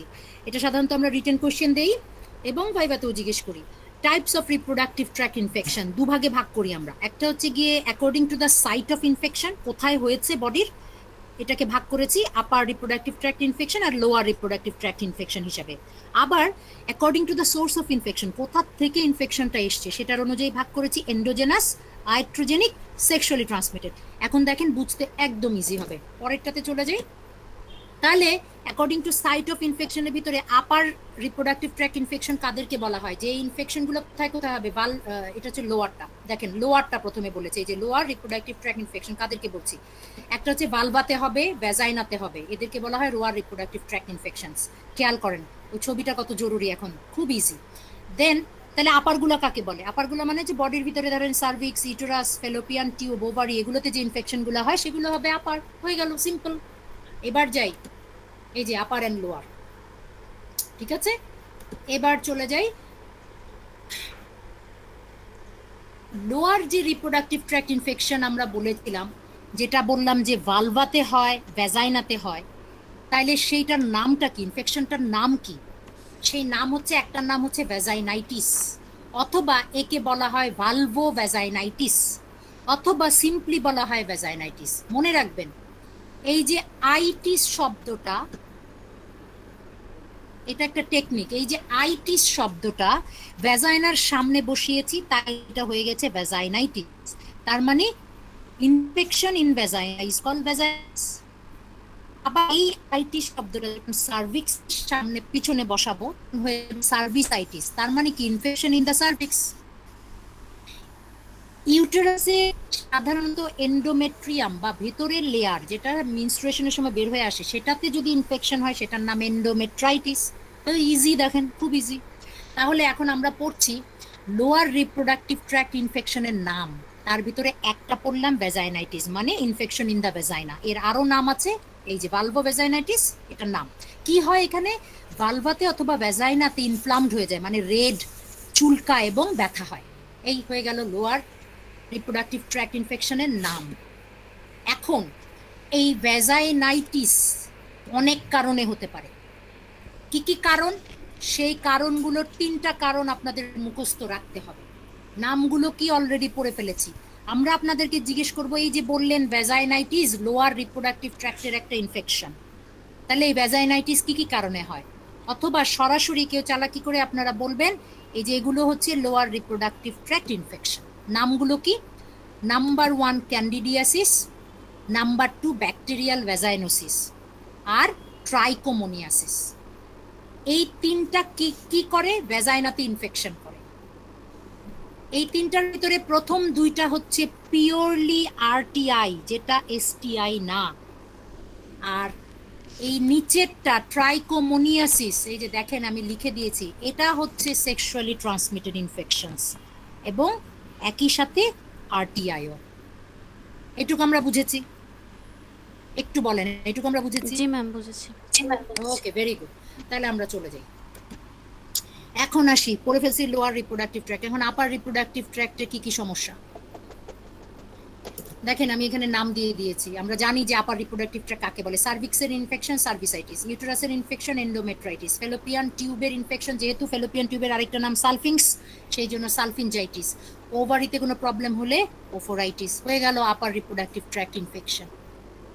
But they are severe than lower reproductive tract infection, কারণ এরা বডির ভেতরে প্রবলেম করবে। ঠিক আছে, হয়ে গেল, শেষ। এই স্লাইডে আমার আর কিছু দরকার নেই। এখন আসি সার্ভিসাইটিস, যেটা বললাম এটা খুব ইম্পর্টেন্ট আমাদের জানার জন্য, কারণ এখান থেকে ইভেন দো ক্যান্সার হতে পারে। তাইলে সার্ভিসাইটিস বা সার্ভিক্সের ইনফেকশন হওয়ার কারণগুলো কি কি? যেমন দেখলাম ভ্যাজাইনাল ইনফেকশন বা ভ্যাজাইনাইটিস হওয়ার কারণ তিনটা দেখলাম, সেই রকম সার্ভিসাইটিস হওয়ার কারণও অনেকগুলো আছে, এবং বেশিরভাগই পার্টিকুলারলি সেক্সুয়ালি ট্রান্সমিটেড ইনফেকশনের মাধ্যমে এগুলো হয়। তারা কারা? এই যে আপনারা অলরেডি জানেন, গনোরিয়া, তার ভাই বোন ক্ল্যামাইডিয়া, জেনিটাল হারপেস, আর এই যে ট্রাইকোমোনিয়াসিস। ঠিক আছে, যেটার জন্য আবার ভ্যাজাইনাইটিসও হয়, ভ্যাজাইনাতে যে ইনফেকশনটা। এখন খুব ইম্পর্টেন্ট পয়েন্ট হচ্ছে এই যে লাস্টের পয়েন্টটা, আনফরচুনেটলি এটা কিন্তু আমরা বাই বাই জিজ্ঞেস করি, মনে রাখবেন, up to 75% of female chlamydial infection and 50% of male chlamydial infection is asymptomatic. দেখেন তাহলে অবস্থাটা। এই যে গনোরিয়ার সাথে যে ক্ল্যামাইডিয়া থাকে, কেন আমরা এটাকে মিক্স ট্রিটমেন্ট দিই, সেটার কারণ হচ্ছে এইটা, যে 75% ফিমেলে যে ক্ল্যামাইডিয়া থাকে কোনো সাইন সিমটমই থাকে না, ছেলেদের ক্ষেত্রে 50%। তো শীত হয়ে শুধু একটা ট্রিটমেন্ট দেওয়া ঠিক না, ট্রিটমেন্ট দিতে হয়। চলেন আমরা যাই পরবর্তীতে। সার্ভিসাইটিস যদি ট্রিটমেন্ট না দেওয়া হয় তাহলে কি হতে পারে সেগুলো আমরা বলেছি। কমপ্লিকেশনগুলো কি? পিআইডি হতে পারে, যেটার নাম হচ্ছে পেলভিক ইনফ্লামেটরি ডিজিজ, তল পেটে ইনফেকশনটা ছড়িয়ে যাওয়া। ইনফার্টিলিটি হতে পারে, একটোপিক প্রেগনেন্সি। তার মানে কি, ওই যে বললাম একটোপিক প্রেগনেন্সি মানে হচ্ছে ফেলোপিয়ান টিউবে যে জাইগোটটা তৈরি হলো সেটা যে ইউটেরাসে এসে ইমপ্লান্টেশন হওয়ার কথা সেটা না হয়ে আদার দেন ইউটেরাস যে কোনো জায়গায় হতে পারে। সবচেয়ে কমন জায়গা কোথায় হয়? ফেলোপিয়ান টিউবেই আবার ইমপ্লান্টেশনটা হয়। এছাড়া আবার কোথায় হতে পারে? সার্ভিক্সে হতে পারে, ইউটেরাসের নিচের দিকে হতে পারে। তারপরে হচ্ছে গিয়ে ফ্যালোপিয়ান টিউব তো সবচেয়ে কমন বললাম। আপনার এই পেরিটোনিয়ামে হতে পারে, মানে তলপেটে হতে পারে। একটোপিক প্রেগনেন্সি যে কোনো মুহূর্তে মা মারা যেতে পারে ব্লিডিং হয়ে, ঠিক আছে? এটা খুব একটা মেডিকেল ইমার্জেন্সি। তো এগুলো হচ্ছে কি সার্ভিসাইটিস যদি থাকে, তার ট্রিটমেন্ট যদি না হয় তাহলে হতে পারে। স্পন্টিনিয়াস অ্যাবর্শন হয়, সার্ভাইকাল ক্যান্সার পর্যন্ত হতে পারে সার্ভিসাইটিস থাকলে। এই জন্য আমরা পাবলিক হেলথ থেকে এটা প্রিভেন্ট করার জন্য, কিন্তু বিশেষ করে সার্ভাইকাল ক্যান্সার প্রিভেন্ট করার জন্য কি দেওয়া হয়েছে, কি নেওয়া হয়েছে? আমরা খুব ইজিলি স্ক্রিনিং টেস্ট করার জন্য ভায়া টেস্ট করি। ভায়া মানে visual inspection of cervix by acetic acid. ভিতে ভিজুয়াল, আইতে inspection of what? Of cervix. VIA, এতে কি হচ্ছে? By acetic acid. সো এটা একটা স্ক্রিনিং প্রসিডিওর যেটা সারা বাংলাদেশে খুব কম কস্টে সার্ভাইকাল ক্যান্সারকে ডায়াগনোসিস করার জন্য ইউজ করা হয়। কিচ্ছু করা হয় না, খুব সিম্পল। একটা ফরসেপের ভিতরে একটা কটন বল অ্যাসিটিক অ্যাসিডের মধ্যে চুবিয়ে সার্ভিক্সের মধ্যে মুখে কয়েক সেকেন্ড ধরে রাখা হয়। ধরে রেখে ওটা সরিয়ে ফেলে চোখ দিয়ে দেখা হয় যে সার্ভিক্সের যে কালার, ওটা পিঙ্ক কালার থাকে নর্মালি, ওই কালারটা পরিবর্তন হলো কিনা। যদি এটা পরিবর্তন হয়ে সাদা কালার হয়ে যায় তাহলে ধরে নিতে হবে এই মহিলাটার সার্ভিক্সে একটা চেঞ্জ আসছে। একে ফার্দার ইনভেস্টিগেশন, সেটা প্যাপসমিয়ার হতে পারে, সেটা বায়োপসি হতে পারে, এটা করাতে হবে, কারণ ও রিস্ক গ্রুপে আছে। ভায়া কিন্তু কখনো কনফার্ম করে না যে সার্ভাইকাল ক্যান্সার হয়েছে। ভায়া কনফার্ম করে যে এই মহিলা রিস্কে আছে, তার ফার্দার ট্রিটমেন্ট বা টেস্টের দরকার আছে। হয়ে গেল। এখন আসি, এটা আমি পড়বো না। আরেকটা আপার রিপ্রোডাক্টিভ ট্র্যাক্ট ইনফেকশন হচ্ছে PID। হ্যাঁ, এই PIDটা খুব ইম্পর্টেন্ট, কারণ PIDর কারণে অনেক কমপ্লিকেশন হয়। তার ভিতরে শুধু জেনে রাখেন এই যে লাস্ট লাইনটা, যে ইনফার্টিলিটি ডেভেলপ করে, একটোপিক প্রেগনেন্সি ডেভেলপ করে। এই জন্য এটা আমাদের একটু সাবধান থাকতে হয়। এবং PID হয় হচ্ছে গনোরিয়া, ক্ল্যামাইডিয়া, এগুলোর কারণে। এই হয়ে গেল, ঠিক আছে? আচ্ছা, এখন আমরা যাই। হয়ে গেল আমাদের সাইট অনুযায়ী upper and lower reproductive tract infection. এখন আসি সোর্স অনুযায়ী যেগুলো বলেছি। এইটা খুব ইজি, আমি বেশি বলবো না। প্রথমে হচ্ছে এন্ডোজেনাস, মানে কি? বডির যে নিজস্ব ব্যাকটেরিয়ার কারণ হচ্ছে। চলেন তো দেখে ফেলি। দেখেন, এইটা যদি আপনারা মনে রাখেন তাইলে হবে, এগুলো সব মনে রাখতে হবে না। কি মনে রাখতে হবে? এন্ডোজেনাস ইনফেকশনের বাম সাইডে এটার উদাহরণ কি? ইস্ট ইনফেকশন মানে ক্যান্ডিডিয়াসিস, আর ব্যাকটেরিয়াল ভ্যাজাইনোসিস। ওই যে শুধু যদি ভ্যাজাইনোসিসও মনে রাখেন তাহলে হয়ে গেল। এন্ডোজেনাস ইনফেকশন নিজস্ব ব্যাকটেরিয়ার ওভারগ্রোথের কারণে যেটা হচ্ছে RTI, তার দুটো উদাহরণ। আরেকটা হচ্ছে গিয়ে আয়াট্রোজেনিক ইনফেকশন, যেটা কিনা মেডিকেল প্রসিডিওরের কারণে হতে পারে, সেটার এক্সাম্পলের ভিতরে PID একটা, ঠিক আছে? মনে রাখলেন। আরেকটা হচ্ছে সেক্সুয়ালি ট্রান্সমিটেড ইনফেকশন। সোর্সটা কোথা থেকে আসতেছে? সেক্সুয়াল অ্যাক্টিভিটির কারণে, ওটাই সোর্স। তাহলে ওটার ইনফেকশনের নামগুলো কি? Gonorrhoea, chlamydia, syphilis, chancroid, trichomonas, genital herpes. এগুলো হয়ে গেল। এই চার্টটা মনে রাখলে এই তিনটার এক্সাম্পল আপনারা ইজিলি মনে রাখবেন। তাও চার্টের পুরো আমার মনে রাখার দরকার নেই। হয়ে গেল, শেষ। এখন চলেন যাই, প্রিভেনশনে যাব। হয়ে গেল। এখন আসি আমরা। এখানে আমি আপনাদেরকে যেটা করেছি সেটা হচ্ছে তিনটা টাইপের আলাদা আলাদা প্রিভেনশন দিয়েছি। যেমন এন্ডোজেনাস ইনফেকশনের প্রিভেনশন কি, এই দেখেন এভাবে দিয়েছি। তার এখানে একটু বলে দিই তাহলে বুঝতে পারবেন। ভ্যাজাইনাল ডচিং করা যাবে না। ডচিংটা কি? মানে হচ্ছে গিয়ে বিদেশে এটা বেশি প্র্যাকটিস হয়। ভ্যাজাইনাকে ক্লিন করা হয়, ড্রাই করা হয়। বেশি বেশি ক্লিন আর ড্রাই করতে গিয়ে যদি সোপ ওয়াটার ইউজ করে তাহলে কিন্তু আমার যে নর্মাল ফ্রেন্ডলি ব্যাকটেরিয়াল ফ্লোরা এগুলো মরে যাবে। মরে গেলে তখন কিন্তু ইনফেকশন হবে একটা। আরেকটা হচ্ছে গিয়ে women should be encourage to use low dose contraceptive pill, যেটাতে ইস্ট্রোজেন প্রজেস্টেরনের ডোজটা লো। আরেকটা হচ্ছে unnecessarily broad spectrum antibiotic use করা যাবে না। এগুলো যদি করা হয় তাহলে আপনার বডির যে ফ্রেন্ডলি ব্যাকটেরিয়াগুলো সেগুলো ধ্বংস হবে না এবং আপনাকে প্রোটেকশন দেবে। হয়ে গেল। এরপরে হচ্ছে আয়াট্রোজেনিক, যেটা মেডিকেল প্রসিডিওরের কারণে হয়, সেটা এমআর করতে গেলে হবে, অ্যাবর্শনকে ডিএনসি করতে গেলে হবে, even though intrauterine contraceptive device বলে যে কপারটি পরে সেটা করতে গেলেও হতে পারে, আর চাইল্ড বার্থ করতে গেলেও হতে পারে, যে কোনো ধরনের প্রসিডিউর। তাহলে এটার থেকে বাঁচার উপায় কি? বাঁচার উপায় হচ্ছে কি, যেখানেই আপনি করতে যান না কেন সেখানকার হাইজিনটা মেনটেন করতে হবে, একটা ভালো জায়গায় যে ভালো স্কিল্ড পার্সোনালের কাছ থেকে এটা করতে হবে, সেখানকার যন্ত্রপাতিগুলো ঠিকমতো অটোক্লেভ করা, আই মিন স্টেরিলাইজেশন করা আছে কিনা সেগুলো একটু প্রপারলি জানা থাকতে হবে, তাহলে এটা প্রিভেনশন। সো এই প্রিভেনশনগুলোই এখানে দেওয়া, ঠিক আছে? আমি আর এটা পড়লাম না। এরপরে আসি আরেকটা, আরটিআই এর নাম কি? Sexually transmitted infections. সেগুলো আমরা অলরেডি জেনে ফেলেছি, এটা যেহেতু আলাদা ক্লাস আছে এখানে আমি এটা বলবো না, ঠিক আছে? আপনারা নামগুলো অলরেডি জানেন, এটার আলাদা ক্লাসে আমরা আলাদা করব। এটার প্রিভেনশন কি এটাও আলাদা ক্লাসে যখন আলোচনা করব তখন আমি একবারে বলে দিব, একটু পরেই ক্লাসে হয়তো বা আছে। তো এটার প্রিভেনশন, সেক্সুয়াল ইন্টারকোর্সের সময় আপনার ব্যারিয়ার মেথড ইউজ করতে হবে, দ্যাট মিনস কন্ডোম ইউজ করতে হবে। আর সেক্সুয়াল যাদের ইনফেকশনগুলো আছে তাদেরকে অ্যাভয়েড করতে হবে, যেটা আমরা ওই যে ট্রান্সজেন্ডার পড়ার সময় পড়েছিলাম। আরেকটা হচ্ছে গিয়ে এসটিআইজ, আরটিআইজ এর জন্য চেক আপ নিয়মিত করতে হবে। এই হয়ে গেল। এখন আরটিআই থাকলে আমাদের কিন্তু টাইপগুলো শেষ। আরটিআই থাকলে প্রেগনেন্সি অ্যান্ড চাইল্ড বার্থের উপরে কিছু ইফেক্ট হয়। তাহলে আরটিআইগুলোর ইফেক্টগুলো কি প্রেগনেন্সির মধ্যে? এখানে আমি সুন্দর করে দিয়ে দিয়েছি আপনাদের সুবিধার জন্য। যেমন অ্যাবর্শন হতে পারে, প্রি ম্যাচিওর রাপচার মেমব্রেন হয়ে প্রি ম্যাচিওর ডেলিভারি হয়ে যেতে পারে মায়ের পেটের ভিতরে, লো বার্থ ওয়েট একটা বাচ্চার জন্ম হতে পারে, একটুপিক প্রেগনেন্সি হতে পারে, স্টিল বার্থ মানে বাচ্চা মৃত হতে পারে, ঠিক আছে? এগুলো হলো প্রেগনেন্সির উপরে আরটিআই এর ইফেক্ট। এখন দেখেন পরের স্লাইডটাতে আছে ভার্টিক্যাল ট্রান্সমিশন অফ আরটিআইস, তার মানে মা থেকে শিশুর, এটাকে ভার্টিক্যাল ট্রান্সমিশন বলে। আর হরাইজন্টাল ট্রান্সমিশন কোনটা? কমিউনিটিতে যে ট্রান্সমিশন হচ্ছে, ধরেন আপনি আমি পরিচিত না কিন্তু আপনার ব্লাড আমি নিলাম, তো আপনার মাধ্যমে আমার শরীরে হয়ে গেল, এটাই হলো হরাইজন্টাল ট্রান্সমিশন। আর তাহলে এটার নাম হচ্ছে ভার্টিক্যাল ট্রান্সমিশন। এটা কিছু ইফেক্ট আছে বাচ্চার উপরে, সেটা আমাদের জানতে হবে। সেটা কি? সেটা হচ্ছে সিফিলিসের কিছু ইফেক্ট আছে বাচ্চার উপরে, যেমন কনজেনিটাল সিফিলিস হয়, বাচ্চারও হয়, বাচ্চার ডেথ হতে পারে। গনোরিয়া ক্ল্যামাইডিয়ার কি কি ক্ষতি হতে পারে বাচ্চার? যার মার গনোরিয়া ক্ল্যামাইডিয়া আছে তার কি হতে পারে? অপথেলমিয়া নিওনেটারাম, মানে সেই বাচ্চাটার চোখের ভেতরে নিওনেটাল কনজাংটিভাইটিস হতে পারে এবং যদি ট্রিটমেন্ট না করা হয় সে অন্ধ হয়ে যেতে পারে। আরেকটা হচ্ছে নিওনেটাল নিউমোনিয়া হয়ে বাচ্চা মারা যেতে পারে।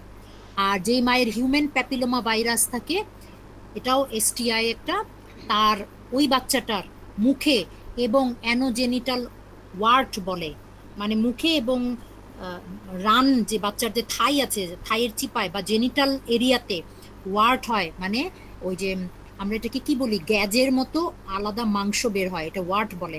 সো এটা বাচ্চার হতে পারে, রাইট, ভেরি গুড, জি, আঁচিলের মতো। সো এটা ইফেক্ট বাচ্চার। তো আমাদের কিন্তু কোনো অধিকার নাই যে আমরা নিজেরা জানি আমরা এই সিফিলিস গনোরিয়াতে আক্রান্ত, আবার আমরা এইটার প্রোটেকশন না নিয়ে বাচ্চার জন্ম দিচ্ছি, এটা ট্রিটমেন্ট না নিয়ে বাচ্চাকে কনসিভ করেছি, আবার বাচ্চাকে একটা ভালো জায়গায় জন্মও দিচ্ছি না, আবার দেওয়ার পর আমার পয়সা নেই আমি তাকে ট্রিটমেন্টও দিচ্ছি না। এগুলো করার অধিকার কিন্তু কেউ দেয় নাই, কিন্তু আমরা করি অহরহ। পাবলিক হেলথ মানে প্রবলেমগুলো এগুলোই, যেটার জন্যই অ্যাওয়ারনেস ক্রিয়েট করতে হয়। এই জন্যই আপনাদের জানা থাকা দরকার। হারপেস সিমপ্লেক্স ভাইরাস, এটা কি করে? বাচ্চাদের কনজেনিটাল হারপেস, তার মানে মা থেকে বাচ্চা পাবে এবং এটা নার্ভাস সিস্টেমকে এফেক্ট করে এবং ডেথ করতে পারে, প্যারালাইসিস করতে পারে, ঠিক আছে? আর এইচআইভি এইডস হতে পারে। তো আমরা যখন এইচআইভিটা পড়বো তখন আমরা জানবো এটা সম্পর্কে একটু, ঠিক আছে? তাহলে কোশ্চেন ছিল একটা, শিওর বলেন প্লিজ। কোশ্চেন বললে সিমপ্লেক্স ভাইরাসটা কি ট্রিটমেন্ট করে বেবি নেওয়া যাবে নাকি এটাতে বেবি নিতেই পারবে না সে? বেবি এগুলো সবগুলোতেই নিতে পারবে, কিন্তু ট্রিটমেন্টের কভারেজে থেকে ডাক্তারের সাথে কমিউনিকেট করে ট্রিটমেন্টের কভারেজে থেকে কাউন্সিলিংটা নিয়ে তারপরে কনসিভ করবে। কনসিভ করার পর রিস্কটা মারা জানবে। যেমন ধরেন প্যারেন্টসটা রিস্কটা জানবে যে আপনার যেহেতু হারপেস সিমপ্লেক্স আছে, হারপেস এমন একটা ভাইরাস যেটা বডিতে সারা জীবন থাকে, যায় না। সো আপনার বাচ্চার এটা হতে পারে, যদি হয় তাহলে নার্ভাস সিস্টেমের প্রবলেম হতে পারে। সো এগুলো জেনে আপনি যদি রিস্কে বাচ্চা নিতে চান, ইটস ওকে, ফাইন। হবেই যে বাচ্চার তা না, বাট হওয়ার রিস্ক থাকবে। এইসব কাউন্সিলিং ফুল করে নিতে হয়, করার পর এটা ডিসিশনটা প্যারেন্টসদেরই হয় যে তারা বাচ্চা নিবে কি নিবে না। সো তারা যদি বাচ্চা নেয় তাহলে বাচ্চা হওয়ার পরের যে ট্রিটমেন্ট সেগুলো চালাতে হবে, যদি বাচ্চাটার কনজেনিটাল হারপিসটা হয়ে থাকে, এরকম আর কি বিষয়টা। ঠিক আছে, ফুল কাউন্সিলিংটা জেনে নিতে হবে আগে। ওকে, আচ্ছা এবার যাই, পড়ে ফেললাম তো মেয়েদের। এখন ছেলেদেরও তো রিপ্রোডাক্টিভ ট্র্যাক্ট ইনফেকশন আছে, তাহলে সেটাও একটু জানতে হবে। তো ছেলেদের লোয়ার রিপ্রোডাক্টিভ ট্র্যাক্ট ইনফেকশনের ভিতরে কি কি পড়ে, যেমন ইউরেথ্রাতে যদি ইনফেকশন হয়, ইউরেথ্রাইটিস, তাইলে ঠিক আছে। আচ্ছা, আরেকটা হচ্ছে কি, if untreated they may ascent, মানে এই যে ইউরেথ্রাইটিসটা যেটা লোয়ার রিপ্রোডাক্টিভ ট্র্যাক্ট, সেটা উপরের দিকে উঠে যাবে। কোন দিক দিয়ে? ওই যে থ্রো ভাস ডিফারেন্স যেটা দেখিয়েছিলাম, উঠে গিয়ে সে আপার রিপ্রোডাক্টিভ ট্র্যাক্টে ছড়িয়ে দিবে। তার ভিতরে টেস্টিস, এপিডিডাইমিস, এগুলো সবই ভিতরে থাকবে। ঠিক আছে, এটা কি করে ছেলেদের? Early sign of infection in men are from urethritis. কি হয়? পেইন হয় ডিউরিং মিকচুরেশন, ইউরিন পাস করতে গিয়ে পেইন হয়। আরেকটা কি হয়? ডিসচার্জ আছে, টিপ অফ দ্য পেনিস থেকে ডিসচার্জ বের হয়। তো আপাতত এইটুকু পর্যন্তই ছেলেদের রিপ্রোডাক্টিভ ট্র্যাক্ট ইনফেকশনটা লোয়ারে থাকে। আর আপারে দেখেন, আপার রিপ্রোডাক্টিভ ট্র্যাক্টে আমরা সাধারণত বলেছি যে স্পার্ম ডাক্টটা ব্লক হয়ে যায় যদি ইনফেকশন হয় আপার রিপ্রোডাক্টিভ ট্র্যাক্টে, এবং এগুলো একটু রেয়ার। হ্যাঁ, কিন্তু আপার রিপ্রোডাক্টিভ ট্র্যাক্ট ইনভলভড হলে this can causes low sperm count in সিমেন or abnormal sperm হতে পারে, যেগুলো কিনা মেল ইনফার্টিলিটির জন্ম দিতে পারে। এইটুক মাথায় রাখলেই হবে। ঠিক আছে, তাহলে আমরা জেনে নিলাম যে ছেলেদেরও এটা হয় এবং প্রবলেম ক্রিয়েট করে। আচ্ছা, এখন দেখেন এই স্লাইডটা আমি ইচ্ছা করেই রেখেছি আপনাদের জন্য, একটা ক্লিয়ার ভিউ পাওয়ার জন্য। টাইটেলটা দেখেন কি দিয়েছি, প্রিভেন্টিং আপার জেনিটাল ট্র্যাক্ট ইনফেকশন, মানে reproductive tract infection, infertility and ectopic pregnancy. মানে তিনটা জিনিস আমি প্রিভেন্ট করতে পারবো। আরটিআই প্রিভেন্ট করতে পারবো, ইনফার্টিলিটি, আরটিআই এর ভিতরে তো এসটিআইও আছে, তাহলে ইনফার্টিলিটিও প্রিভেন্ট করতে পারবো, একটোপিক প্রেগনেন্সি প্রিভেন্ট করতে পারবো। কিভাবে প্রিভেন্ট করব? ইন্টারভেনশনগুলোই হচ্ছে কিভাবে প্রিভেন্ট করব। ইন্টারভেনশন মানে হচ্ছে অ্যাক্টিভিটিস, অথবা যে প্রোগ্রামগুলো হাতে নিলে বা যেগুলো জানালে মানুষ এগুলোর থেকে প্রিভেনশন পাবে। তাহলে প্রথমে কি করব? এসটিআই প্রিভেনশন করব। আমরা কিভাবে করব? কাউন্সিলিং করতে হবে তাদেরকে, ডিলে সেক্সুয়াল অ্যাক্টিভিটি নিতে হবে, রিডিউসিং নাম্বার অফ পার্টনার নিতে হবে, using condom correctly and consistently, এগুলো বলতে হবে। তাহলে এগুলো কাকে প্রিভেন্ট করবে? এসটিআইকে প্রিভেন্ট করবে। এখন তারপরে কি করতে হবে? যাদের অলরেডি এসটিআই হয়ে গেছে তাদের এসটিআই এর ম্যানেজমেন্ট নিতে হবে। সেটা কিভাবে নিব? আর্লি ডিটেকশন অ্যান্ড ট্রিটমেন্ট, তার মানে ডাক্তারের কাছে যেতে হবে। এরপরে হচ্ছে সেফ ডেলিভারি প্র্যাকটিস করতে হবে, কারণ একটু আগে আপনারা দেখলেন মেডিকেল প্রসিডিওরের কারণে আপনার আয়াট্রোজেনিক আরটিআইগুলো হয়, তাহলে সেইটা আমাকে প্র্যাকটিস করতে হবে, সেফ ডেলিভারি প্র্যাকটিস করতে হবে। তাহলে এটা কি করব? ইউজ অ্যাসেপটিক টেকনিক, যেখানে হাইজিনটা মেনটেন হয়। পোস্টপার্টাম ইনফেকশন যাতে না হয় সেটা ম্যানেজ করতে হবে। আচ্ছা, তারপরে কি বলেছে? সেফ ট্রান্স সার্ভাইকাল প্রসিডিওর, মানে আমি যদি এখন একটা রোগী আমার কাছে এসছে, ম্যাডাম আমার সার্ভিক্সটা একটু দেখে দেন, আমি তার সার্ভিক্স দেখতে গিয়ে এমন সব ইনস্ট্রুমেন্ট ইউজ করলাম যেগুলোর ভিতরে ব্যাকটেরিয়া বসে আছে, আমি তার সাথে আমার প্রফেশনকে আমি সম্মান না করে দূরও অটোক্লেভ করতে গেলে আমার টাকা খরচ হবে, পয়সা খরচ হবে, কারেন্ট খরচ হবে, বিল দিতে হবে। না করলাম অটোক্লেভ, কলের পানি দিয়ে ধুয়ে, এরকম অনেক জায়গা আছে। কারা করে জানেন বেশি? এটা সাধারণত হেলথ কেয়ার প্রোভাইডার, যাদের এটা নলেজ আছে তারা করতে চায় না, সেটা করে না।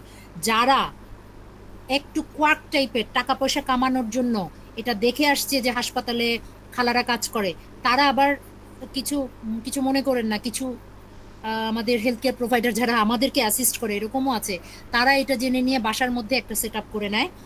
কাউকে ছোট করে বলছি না, বাট এটা ফ্যাক্ট। এটা যদি আপনারা না জানেন, ওই যে বললাম যে আপনারা আর আমরা কিন্তু এখানে কেউ ছেলে না, কেউ মেয়ে না, আবার কেউ ডাক্তার না, কেউ নর্মাল পাবলিকও না। ঠিক আছে, আমরা হচ্ছে নিউট্রাল এবং আমরা অশরীর আপাতত। সো এই যে কিছুরা যারা আছেন আমাদের হেলথ কেয়ার প্রোভাইডারদের ভিতরে, এগুলো তারা খুব ডিসলয়াল থাকে তাদের প্রফেশনের ক্ষেত্রে, তখন তারা এই কাজগুলো করে এবং করে তারা এমন ধরনের ইনফেকশন তৈরি করে যেটা পুরো বডিতে ছড়ায় গিয়ে সেপ্টিসেমিয়া ডেভেলপ করে রোগী মারা যায়। তো যাই হোক, পোস্ট অ্যাবর্শন কেয়ার, সবসময় আমরা বলি পোস্ট অ্যাবর্শন যদি হয়ে যায়, সেই অ্যাবর্শনের পর অনেকে মনে করে বাসায় ব্লিডিং হয়ে গেছে, আমাকে আর ডাক্তারের কাছে যেতে হবে না, শুধু ডাক্তারের ভিজিটটা কেন দিব, পয়সাটা কেন খরচ করব, গেলেই তো টাকা যাবে। এই যে বিষয়টা, এটার কারণে অ্যাবর্শন হয়ে যাওয়ার পরে একটু বিটস রয়ে গেছে পেটের ভিতরে কনসেপশনের বা প্রেগনেন্সির প্রোডাক্টটা রয়ে যাওয়ার কারণে সেটা ভিতরে ইনফেকশন তৈরি করে ইউটেরাসটাকে পচিয়ে ফেলে অনেক সময়। এই কেস আমিও নিজেই হ্যান্ডেল করেছি। সো সেই জন্য পোস্ট অ্যাবর্শন কেয়ার আপনাদের ইন্ট্রোডাকশন টু রিপ্রোডাক্টিভ হেলথের কম্পোনেন্ট হিসেবে পড়ানো হয়েছে, এটা এত বেশি জরুরি। সো এইটা যদি মাথায় রাখেন, যে কোনো পরীক্ষায় কোশ্চেনের আনসার, প্রিভেনশন আনসার আপনারা ইজিলি দিতে পারবেন। সেই জন্য আমি এটা সবসময় আপনাদের স্লাইডে রাখি, কনসেপ্টটা ভালো ক্লিয়ার আসার জন্য। আচ্ছা, এইটা আমি আর যাব না, এটা একদমই যাব না, এটা জাস্ট আমি ওই যে ভার্টিক্যাল ট্রান্সমিশনটা কার কোনটা হয় সেটা দিয়েছি। এরপরে দেখেন এসটিআই এবং আরটিআই এর কিছু কমপ্লিকেশন হয়, যেটা আমরা বাই আপনাদেরকে জিজ্ঞেস করি।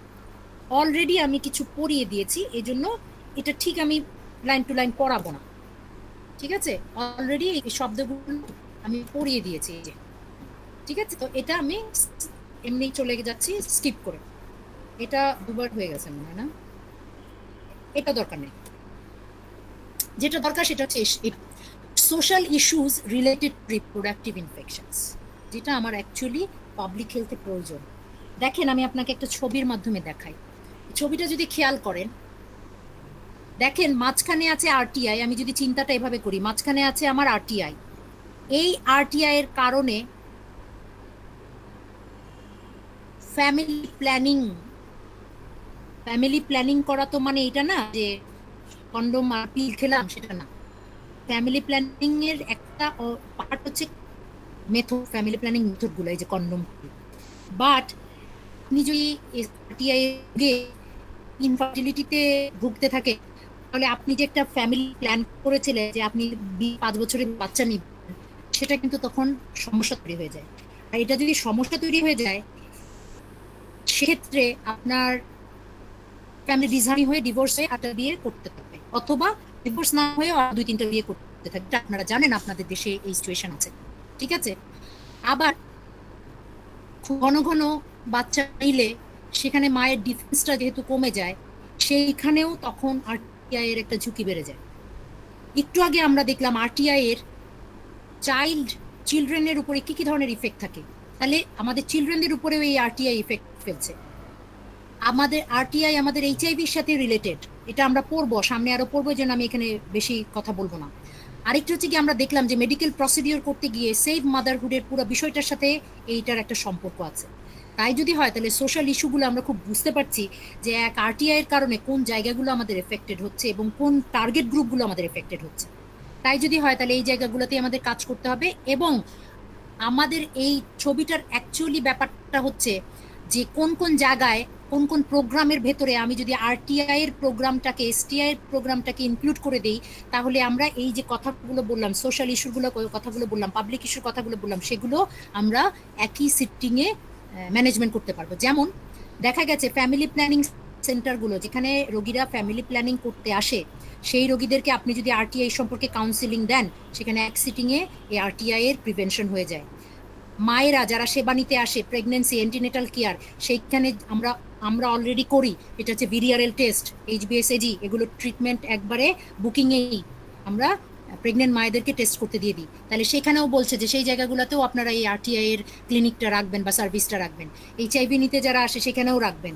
Even though child survival program, সেটা ইপিআই হতে পারে, সেটা হচ্ছে গিয়ে আরও যতগুলো বাচ্চা ডেলিভারির সময়ের বা পিএনসি চেক আপের এই জায়গাগুলো, বাচ্চা মানে নর্মাল গ্রোথ মনিটরিং এর জন্য যেসব বাচ্চারা আসে, যে মারা আসে, তখনও যদি আপনি আরটিআই সার্ভিসটা দিতে পারেন, তাহলে সবগুলো এরিয়া কভার হয়। সেটাই এখানে বুঝিয়েছে। আমি আশা করি এই বিষয়টা এই স্লাইডটা থেকে কভার হয়েছে। এবং এই সার্ভিসটা দেওয়ার জন্য, এই যে দেখালাম আরটিএসটিআই সার্ভিস দেওয়ার জন্য আমাদের কিছু ব্যারিয়ার আছে, সেই ব্যারিয়ারগুলো আমি এখানে তুলে ধরেছি। ব্যারিয়ারগুলো আপনি যদি পড়েন তাহলেই বুঝতে পারবেন। আমি জাস্ট দুটো ব্যারিয়ার আপনাদেরকে একটু বুঝিয়ে দিই। একটা হচ্ছে গিয়ে আনস্কিল্ড হেলথ কেয়ার প্রোভাইডার। আপনি মনে রাখবেন, আপনার এটা আসলে হেলথ কেয়ার প্রোভাইডারদের কোনো দোষ না। কারণ কি, আপনি যখন একটা ডিগ্রি পাস করেন তখন একই ডিগ্রিতে সবকিছু পড়ানো যায় না, এই জন্য স্পেশালাইজেশন লাগে। এবং শুধু স্পেশালাইজেশন ডিগ্রি না, ওই স্পেশালাইজড যারা হয়ে যায় এবং যারা হয় না সবারই কিছু স্পেশাল ট্রেনিং লাগে বিষয়গুলো হ্যান্ডেল করার জন্য, এগুলো আপনার স্কিলকে বাড়ায়। সো আমাদের দেশে আরটিআই এসটিআই এর স্পেশাল ট্রেনিং প্রাপ্ত পার্সন খুব কম, ঠিক আছে। যেমন ওই যে আমি ফরচুনেট এনাফ যে আমি সিটি কর্পোরেশনের প্রজেক্টে যখন কাজ করতাম সেখানে আমি এটার বিষয়ে সেক্সুয়াল অ্যাক্টিভিটি, সেক্সুয়াল এই যে আরটিআই স্টের এগুলোর ট্রিটমেন্টের আমি ফুল ট্রেনিং পেয়েছি এবং ট্রেনার হিসেবেও ট্রেনিং পেয়েছি। তো এরকম জন একটু কম, তো তাদেরকে ট্রেড আপ করতে হবে, না হলে এটা তারা ডিল করতে পারবে না, কারণ এটা একটা স্পেশাল ব্যাপার। সো এটা স্বাভাবিক, এটা এমন না যে ও পারে না তাই, no, this is not the point. এটা স্পেশাল আমাদের একটা জ্ঞান দিতে হবে, যেমন আমাদের সিসিডি ট্রেনিং করানো হয় না ইয়ের জন্য, ডায়াবেটিসের জন্য, সেরকম আর কি। So demotivated health care provider and negative attitude of health care provider, এটা বলে আমি এই স্লাইডটা শেষ করে দেবো। এটা মনে রাখবেন, আমরা এখনো অনেক হেলথ কেয়ার প্রোভাইডাররা আছি যারা একটু মেন্টাল হয়ে যায় যে ও এই সেক্স ওয়ার্কার আসছে, ওর ট্রিটমেন্ট আমি করব না, ও নষ্ট মানুষ। এই যে বিষয়টা একটু নেগেটিভ অ্যাটিটিউড, এটা আমাদেরকে আস্তে আস্তে এই ট্রেনিংগুলো পেলেই এই নেগেটিভ অ্যাটিটিউডটা চলে যায়। এটা আমরা সামনে যদি আরো সময় পাই তাহলে আলোচনা করব, আজকের জন্য আর আমি আলোচনার বাইরে করছি না। So these are the barriers actually, কিভাবে আমরা এই ব্যারিয়ারগুলো ওভারকাম করব সেটা আমি এখানে দিয়ে দিয়েছি, ঠিক আছে। সো এইটা হলো গিয়ে আমাদের প্রথম স্লাইড। এরপরে একটা পড়িয়ে আপনাদের কাছ থেকে প্রশ্নটা জিজ্ঞেস করবো যে কোনো প্রশ্ন আছে কিনা। তাহলে আমরা একটু চলে যাই পরের স্লাইডে, যেটা দেখতে পাচ্ছেন কিনা আগে আমাকে একটু বলবেন। জি ম্যাডাম, দেখা যাচ্ছে। জি ম্যাম। ওকে, তাহলে আরটিআই শেষ করলাম, এবার আমরা আসবো এসটিআইস। তার ভিতরে আজকে আমরা প্রথমে একটু ধারণা নিব, কনসেপ্ট অথবা ওভারভিউ। তাহলে এখান থেকে যে পয়েন্টগুলো আমরা ভাইভাতে আপনাদের কাছ থেকে জানতে চাই সেটাতে চলে যাই সরাসরি। তার আগে এটা একটু ইন্টারেস্টিং, আমি একটু সবসময় বলি, সেটা একটু বলে নিই। আগে বলা হতো এসটিআইস গুলোকে ভেনারাল ডিজিজ, ভিডি। কেন ভেনারাল ডিজিজ বলা হতো? স্কিন ভিডি প্রফেসর খুঁজতাম আগে আমরা, স্কিন অ্যান্ড ভিডি, ভিডি মানে ভেনারাল ডিজিজ, মানে সেক্সুয়ালি ট্রান্সমিটেড ডিজিজ গুলো নিয়ে কথা বলতো। কেন বলা হতো? এই যে এটা কি নাম, ভেনাস, ঠিক আছে, রোমান গডেস, মানে দেবী, রোমান একজন গডেস ভেনাস, যার কাজ ছিল লাভ, বিউটি, সেক্স, ফার্টিলিটি, প্রসপারিটি নিয়ে, যে ছবি দিয়েছি। তো যেহেতু সে কাজ করতে এগুলো সেক্স, বিউটি এগুলো নিয়ে, সেটার থেকে যে ডিজিজগুলো সেই জন্য নাম দিয়েছে ভেনারাল ডিজিজ। তো এই ডিজিজটাকে পরবর্তীতে নাম পরিবর্তন করে হয়েছে সেক্সুয়ালি ট্রান্সমিটেড ডিজিজ। মনে রাখবেন, বর্তমানে আমরা কিন্তু ডিজিজ বলি না, আমরা বলি সেক্সুয়ালি ট্রান্সমিটেড ইনফেকশনস। মনে রাখবেন, ভাইভা বোর্ডে কখনোই এসটিডি বলতে যাবেন না, তাহলেই আপনি একটা কোশ্চেন ইনভাইট করলেন আপনার জন্য, পরেই প্রশ্নটা ধরা হবে, আচ্ছা আপনি এসটিডি বললেন কেন, এসটিডি আর এসটিআই এর সাথে পার্থক্য কি? শুধু শুধু কোশ্চেন ইনভাইট করার দরকার নেই, জেনে রাখেন সেটা হচ্ছে ডিজিজ। এসটিডি মানে সেক্সুয়ালি ট্রান্সমিটেড ডিজিজ। এখন ডিজিজ তখনই হয় যখন একটা জীবাণু আপনার শরীরে ঢোকার পরে সে কিছু সাইন সিমটম প্রডিউস করবে, সাইন সিমটম প্রডিউস করার পর সে ডিজিজ নামে ঘোষণা দেয়। কিন্তু কিছু ইনফেকশন আছে যেগুলো সাইন সিমটম প্রডিউস করে না, যেটা দেখলাম যে ক্ল্যামাইডিয়ার ক্ষেত্রে 75% সাইন সিমটম প্রডিউস করে না, কিন্তু ক্ল্যামাইডিয়ার যে ইনফেকশনটা সেটা বডিতে ঢুকলে সে অ্যাসিমটোমেটিক থাকবে। তাহলে তো আমি তাকে ডিজিজ বলতে পারলাম না সরাসরি, কিন্তু সে তো আপনার বডিতে ঢুকেছে, তাকে তো ট্রিটমেন্ট দিতে হবে। তখন চিন্তা করা হলো যে তাহলে আমি এদেরকে ডিজিজ না বলি, এদেরকে কি বলি? সেক্সুয়ালি ট্রান্সমিটেড ইনফেকশনস বলি। তার মানে কি, ইনফেকশনস মানে কি, অর্গানিজমটা বডিতে আপনার ঢুকেছে, ঢুকার পরে এরা কেউ সিমটম তৈরি করলে ডিজিজ দিয়ে ঘোষণা করা যাবে। যেমন সিফিলিস সিমটম তৈরি করলো, আমি ডিজিজ বলে দিলাম। গনোরিয়া সিমটম তৈরি করলো, আমি গনোরিয়া বলে দিলাম, ডিজিজ। কিন্তু ক্ল্যামাইডিয়া, সে আপনার বডিতে ঢুকলো কিন্তু কোনো সিমটম তৈরি করলো না, তাহলে তো আমি তাকে ডিজিজ বলতে পারছি না, তাহলে সে কি হিসেবে রয়ে গেল? ইনফেকশন হিসেবে রয়ে গেল। এটা চিন্তা করে তখন এসটিডিটাকে আমরা এসটিআই নামে বলি, এটা মাথায় রাখবেন। এই কথাগুলো এখানে বলেছি, ভাইভাতে কখনো জিজ্ঞেস করতে পারেন, ম্যাডামের প্রিয় প্রশ্ন, সেটা তখন আনসার করবেন। এখন আসি, তাহলে আমরা আরটিআই এর টাইপ পড়েছি, এখন এসটিআই এর টাইপ করব। করার পর এসটিআই এর ডেফিনেশনটা একটু জানতে হবে, এটা পরে বলছি।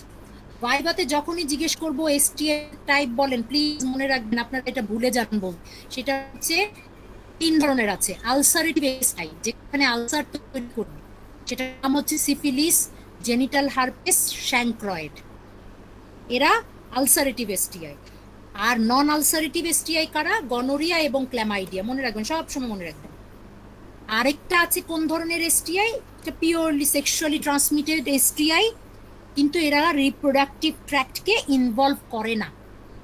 তারা কারা? এইচআইভি। তাহলে কাকে ইনভলভ করে? ইমিউন সিস্টেমকে ইনভলভ করে। আপনার ইমিউন সিস্টেমকে এইচআইভি ইনভলভ করে, কিন্তু এরা সেক্সুয়ালি ট্রান্সমিটেড হয়, এই জন্য এরা আরটিআই না। এইচআইভি আরটিআই না, হেপাটাইটিস বি, সি আরটিআই না। কেন আরটিআই না? কারণ এরা 3টা রিপ্রোডাক্টিভ ট্র্যাক্টকে ইনভলভ করছে না। এরা কি করছে? সেক্সুয়ালি ট্রান্সমিটেড হচ্ছে এই 3জন, কিন্তু কি করছে? এইচআইভি করছে আপনার ইমিউন সিস্টেমকে অ্যাটাক, আর হেপাটাইটিস বি আর সি করছে আপনার লিভারকে অ্যাটাক। হয়ে গেল। তাহলে এটা হচ্ছে এসটিআই টাইপ, আমরা জেনে ফেললাম। এখন এইটা হচ্ছে এসটিআই এবং আরটিআই এর ডিফারেন্স। এখানে একটা কথা একটু নাই আছে, যেটা আপনাকে ভাইভা বোর্ডে একটু জানতে চাই আমরা, সেটা হচ্ছে এই যে রিপ্রোডাক্টিভ ট্র্যাক্ট ইনফেকশনের ডেফিনেশনে এখানে শুধু বলেছি তো, a diverse group of infection that affect organs of reproductive tract irrespective of অথবা whether it is transmitted sexually or not, এই কথাটা অ্যাড করতে হবে, whether it is transmitted sexually or not। মানে কি? মানে হচ্ছে রিপ্রোডাক্টিভ ট্র্যাক্ট ইনফেকশন সেই ইনফেকশন যেগুলো রিপ্রোডাক্টিভ ট্র্যাক্টকে ইনভলভ করে, সেটা সেক্সুয়ালি ট্রান্সমিটেড হতেও পারে, নাও পারে। এটা হচ্ছে আরটিআই। যখন আপনাকে জিজ্ঞেস করা হবে difference between RTI and STI, অবশ্যই আরটিআই এর সাথে এই লাইনটা অ্যাড করতে হবে।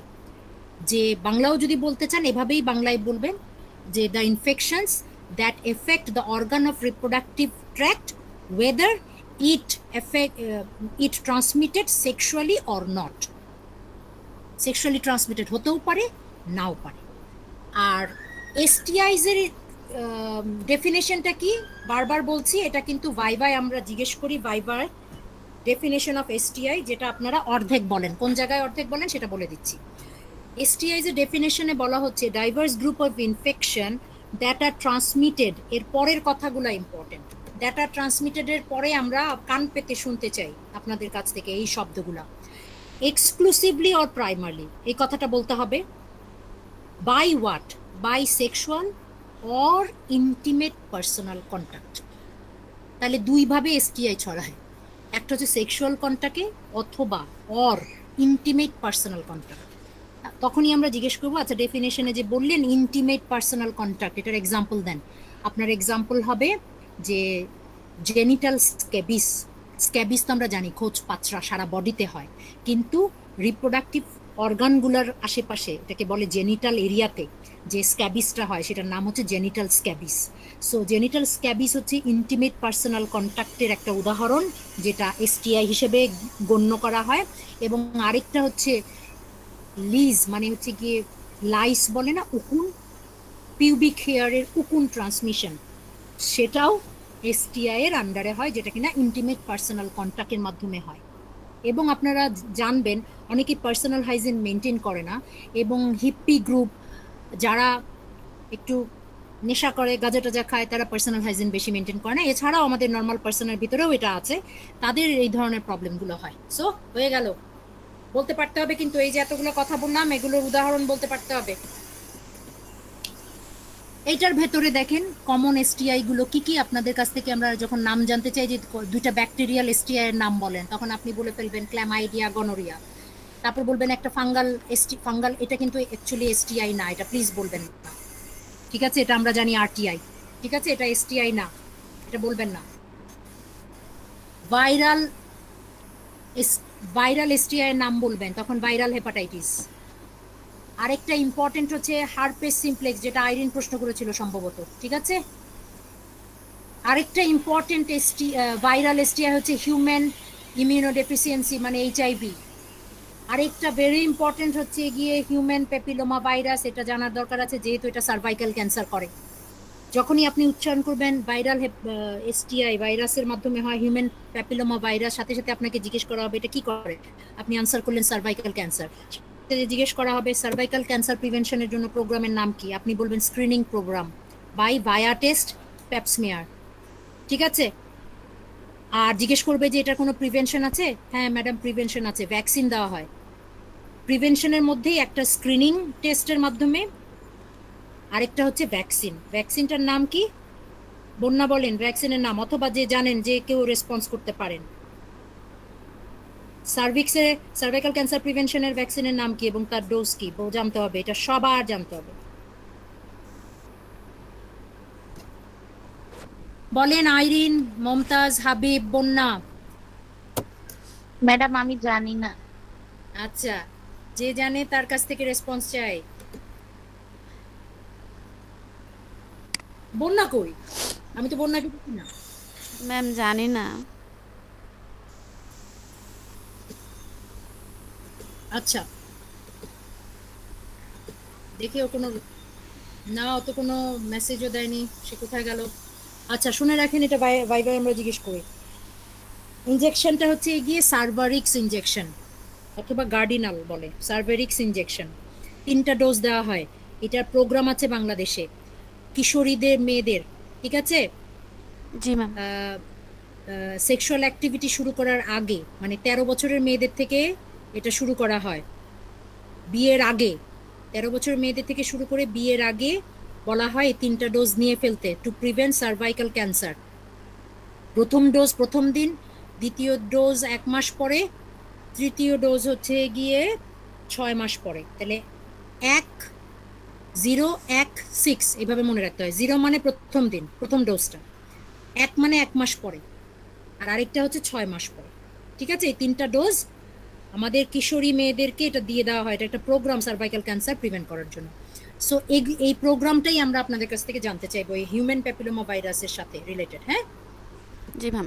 আরেকটা হচ্ছে এই যেটা বললাম স্ক্যাবিস, আরেকটা হচ্ছে পিউবিক লাইস। এই দুটা হচ্ছে পার্সোনাল ইন্টিমেট কন্ট্যাক্টের মাধ্যমে যে ডেফিনেশনে আছে সেটা ছড়ায়, তার এক্সাম্পল হয়ে গেল। এখন চলেন যাই।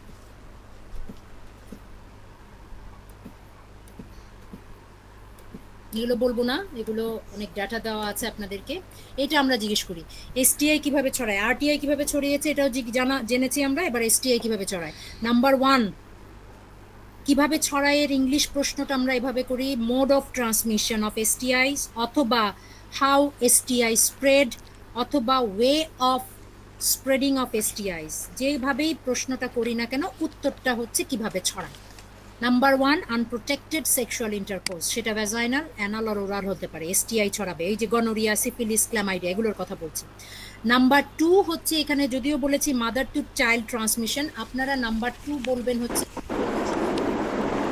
আগে transfusion of infected blood product, এটা বলবেন 2 নম্বরে। 3 নম্বরে বলবেন ক্যারিং অফ নিডল সিরিঞ্জ। 4 নম্বরে বলবেন মাদার টু চাইল্ড ট্রান্সমিশন, এটা বলবেন 4 নম্বরে।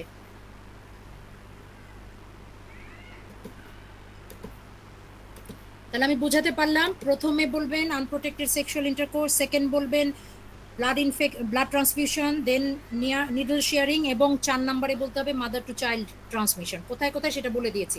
ডিউরিং প্রেগনেন্সির সময় কারা ছড়ায়, ডিউরিং ডেলিভারির সময় কোনটা ছড়াতে পারে, আফটার বার্থ কি ছড়াতে পারে। ঠিক আছে, এগুলো আমরা এইচআইভির সময় আবার একটু পড়বো, দেখে এখানে আমি আলোচনা করব না।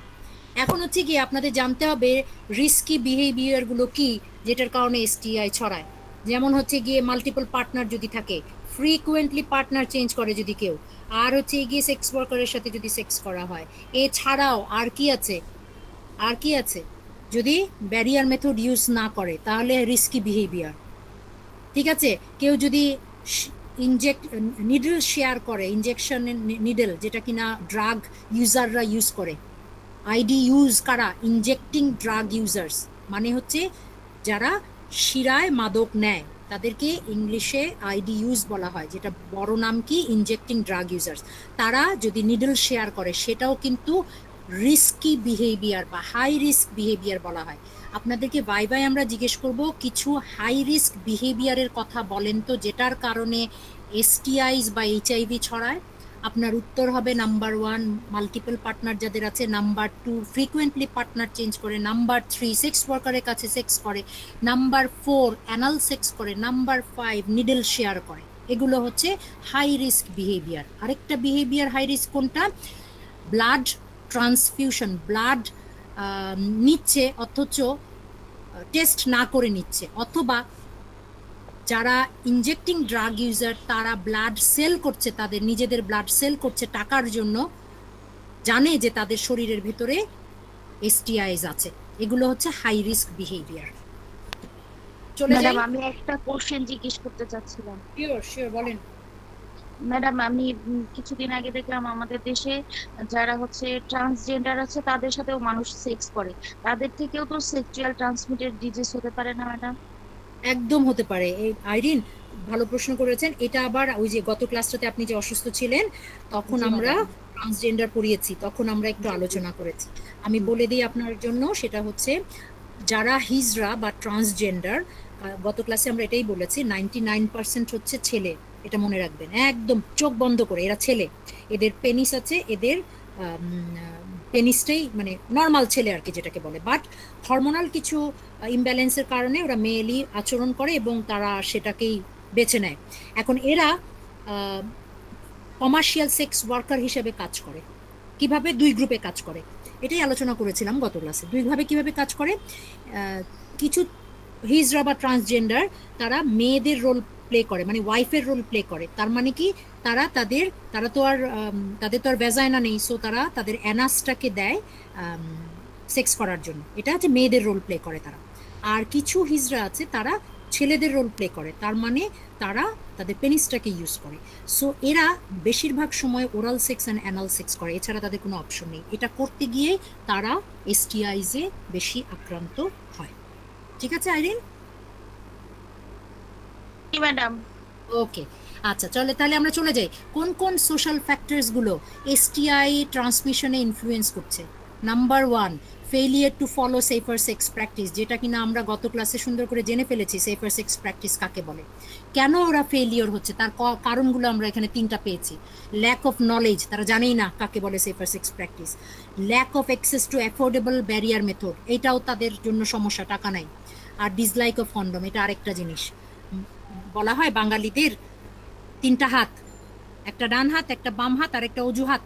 এই অজু হাতের ভিতরে পরে হচ্ছে গিয়ে ডিসলাইক অফ কন্ডম, এটা কন্ডম ইউজ করতে চায় না। আরেকটা হচ্ছে গিয়ে যারা কমার্শিয়াল সেক্স ওয়ার্কার, যারা মেয়েরা ফিমেল কমার্শিয়াল সেক্স ওয়ার্কার আছে, তারা তাদের ক্লায়েন্টরা যারা আসে কমার্শিয়াল সেক্স ওয়ার্কারদের সাথে আমরা কাজ করতে গিয়ে জেনেছি তাদের ক্লায়েন্টরা সরাসরি ডিনাই করে আমরা কন্ডম ইউজ করবো না, আমরা টাকা দিয়ে তোমাদের কাছ থেকে সেক্স কিনছি, আমরা কন্ডম ছাড়া সেক্স করবো। So this is the factor, number 1 factor, failure to follow safer sex practice. Number 2 factor, delay in getting STI treatment. এখন আপনার শরীরে সিমটম দেখা দিয়েছে, আপনি দেখছেন যে পুজ বের হচ্ছে, আপনি দেখছেন যে ডিসচার্জ বের হচ্ছে ভ্যাজাইনা দিয়ে, আমার ডাক্তারের কাছে যাওয়া দরকার, আপনি ডাক্তারের কাছে যেতে পারছেন না, অনেকগুলো কারণ হতে পারে। আপনি বুঝতেই পারছেন না যে এটা একটা এসটিআই এর সিমটম, তার মানে আপনার নলেজ নাই। আরেকটা হচ্ছে যে কিছু 75% মহিলাদের আর 50% মহিলাদের সিমটমই থাকে না, তাহলে তারা বুঝতেই পারে না তাদের এসটিআই হয়েছে। টাকা নেই তাই তারা যেতে পারে না, টাকা আছে কিন্তু কোথায় এসটিআই ট্রিটমেন্ট পাওয়া যায় সেটাই তারা জানে না। তারা হসপিটাল পর্যন্ত পৌঁছাইছে কিন্তু যেই হেলথ কেয়ার প্রোভাইডাররা আছে তারা এসটিআই ট্রিটমেন্টই দিতে জানে না। তাহলে এগুলোই হচ্ছে delay in getting STI treatment. মুখস্থ করার প্রয়োজন নেই, মাথায় যদি নিতে পারেন নিজেই বলতে পারবেন। 3 নাম্বার, খুব ইম্পর্টেন্ট প্রশ্ন কিন্তু এটা, সোশ্যাল ফ্যাক্টরটা খুব ইম্পর্টেন্ট প্রশ্ন for your written exam as well as your viva. 3 number, not taking full prescribed course of STI treatment. কেন তারা ফুল প্রেসক্রাইব কোর্স নেয় না? এটার কয়েকটা কারণ আছে। এই এসটিআই কোর্স নিতে গেলে টাকা খরচ হয়, অ্যান্টিবায়োটিকগুলো লম্বা সময় খেতে হয়, সেই জন্য তারা নিতে পারে না। আরেকটা হচ্ছে গিয়ে প্রপার কাউন্সিলিং আমরা যারা এটা ট্রিটমেন্ট দিই তারা করে দিতে পারি না। তারা ড্রাগসের সাইড ইফেক্ট বুঝিয়ে দিতে পারি না, তারা বলতে পারি না আপনাদের কিন্তু 2-3টা ওষুধ খাওয়ার পরে সিমটমটা কমে যাবে, সিমটম কমে গেলে কিন্তু এই ওষুধ ছেড়ে দিলে হবে না, আর কিছু সাইড ইফেক্ট বমি মাথা ঘোরানো হতে পারে, তখন কিন্তু ওষুধ ছেড়ে দিবেন না, দিলে কিন্তু আপনার এই রোগ ভালো হবে না, এটা আবার কয়েকদিন পরেই ফেরত আসবে। এগুলোকে বলা হয় কাউন্সেলিং করা। এই কাউন্সেলিং না করে দিলে এটা আমাদের ব্যর্থতা, তাহলে রোগীরা এই প্রেসক্রিপশন ফুলফিল করতে পারে না। ঠিক আছে, আরেকটা ব্যারিয়ার হচ্ছে গিয়ে, খুব ইম্পর্টেন্ট ব্যারিয়ার, সেটা হচ্ছে গিয়ে এসটিআই ট্রিটমেন্টের একটা ইম্পর্টেন্ট পার্ট হচ্ছে পার্টনারকে ট্রিটমেন্ট করতে হবে, কারণ আপনারা দেখেছেন কোন কোন এসটিআই সেক্সুয়ালি ট্রান্সমিটেড হয়। তাহলে শুধু হাজব্যান্ডের ট্রিটমেন্ট করলাম, ওয়াইফের করলাম না, শুধু ওয়াইফের করলাম হাজব্যান্ডের করলাম না, অথবা হাজব্যান্ডের করলাম তার যে সেক্স ওয়ার্কার কাছে সে যেখানে যায় সেখানে করলাম না, এটা করলে এসটিআই কখনোই আসলে নির্মূল হবে না, এটা থেকে যাবে। ঠিক আছে, so important partner management, very important. এরপরে কিছু আন্ডারলাইং ফ্যাক্টর আছে যেগুলো ডেভেলপিং কান্ট্রিতে এসটিআই বাড়িয়ে দিচ্ছে, এই যে আপনার আমার মতো ডেভেলপিং কান্ট্রিতে। Number 1 demographic factor. তার মানে কি, ডেমোগ্রাফিক ফ্যাক্টরের ভিতরে দেখেন লিখে দিয়েছি, লার্জ ইয়াং পপুলেশন দে আর সেক্সুয়ালি অ্যাক্টিভ। আপনার পপুলেশন পিরামিড যদি দেখেন বাংলাদেশের, ইয়াং বা ইউথ গ্রুপ অনেক বেশি এবং তারা sexually active. Premarital sexual activity, extramarital sexual activity, 2-3টা করে পার্টনার রাখা, এগুলো সব তাদের মধ্যে আছে। তাহলে এটা একটা রিস্কি বিহেভিয়ার, যেটা কিনা আপনাকে পরবর্তীতে এসটিআই এর চান্স বাড়িয়ে দিবে। আরবান মাইগ্রেশন, দেখেন ঢাকা শহরে আপনি টিকতে পারছেন না, শুধু ঢাকা না, অন্যান্য ডিস্ট্রিক্টেরও আরবান এরিয়াতেই বেশিরভাগ মানুষের মাইগ্রেশন হচ্ছে বিভিন্ন কাজ করে খাওয়ার জন্য, জীবিকা নির্বাহের জন্য, এবং তারা ফ্যামিলিটাকে গ্রামের বাড়িতে রেখে এসে তারা নিজেরা আরবানে থাকে। থাকার পরে বেতনটা যখন পায় তখন তারা তাদের বায়োলজিক্যাল নিড, এই জৈবিক চাহিদা পূরণ করার জন্য অনেকেই সেক্স ওয়ার্কারদের কাছে চলে যায়, এটা একটা কারণ। ঠিক আছে, এছাড়া ওয়ার, তারপরে ঘূর্ণিঝড়, তারপরে ডিজাস্টার, এগুলোর সময় যখন একটা আশ্রয় কেন্দ্রে থাকে তখন কিছু ফোর্সফুল সেক্সুয়াল অ্যাক্টিভিটি হয়, অ্যাবিউজ হয়, রেপ হয়, তখন আবার কিন্তু কিছু এসটিআই ডেভেলপ করে আপনার আমার দেশের মতো দেশে। ইদানিং ফিনান্সিয়াল হার্ডশিপের কারণে সেক্সটাকে সেল করে কমার্শিয়াল সেক্স ওয়ার্কাররা দিন যাপন করছে। কমার্শিয়াল সেক্স ওয়ার্কারদের ভিতরে 2টা গ্রুপ আছে, যেহেতু তাদের জীবিকা নির্বাহ করতে হবে সেহেতু তারা, তাদের মূলধন নেই, পুঁজি নেই, তারা তখন চিন্তা করে সবচেয়ে ইজি ওয়ে, যেটা মূলধন বা পুঁজি ছাড়া বিজনেস, সেটা হচ্ছে গিয়ে সেলিং সেক্স, তারা সেক্স সেল করে। আর কমার্শিয়াল সেক্স ওয়ার্কের আরেকটা গ্রুপ আছে যারা ট্রাফিকিং এর শিকার হয়, তাদেরকে ভুল পথে কাজ দেওয়ার নাম করে নিয়ে এসে বিক্রি করে দিয়ে জোর করে ফোর্সফুল সেক্সুয়াল অ্যাক্টিভিটি, প্রস্টিটিউশন করানো হয়। তাহলে এটা একটা আমাদের দেশে আছে। তারপরে হচ্ছে কি multiple and concurrent sexual partnership, আজকাল ওয়েস্টার্ন কালচার আমাদের দেশে ঢুকে গেছে, আমরা লিভ ইন করছি, আমরা জানছিও না পার্টনার আমার সাথে থাকছে আরো 4-5টার সাথে থাকছে কিনা, সো এটা একটা ব্যাপার। আবার এসটিআই হলে আমাদের ট্রিটমেন্টের সমস্যা যেগুলো আলোচনা করেছি, so these are the factors for developing countries, এটা আপনাদের মাথায় রাখতে হবে।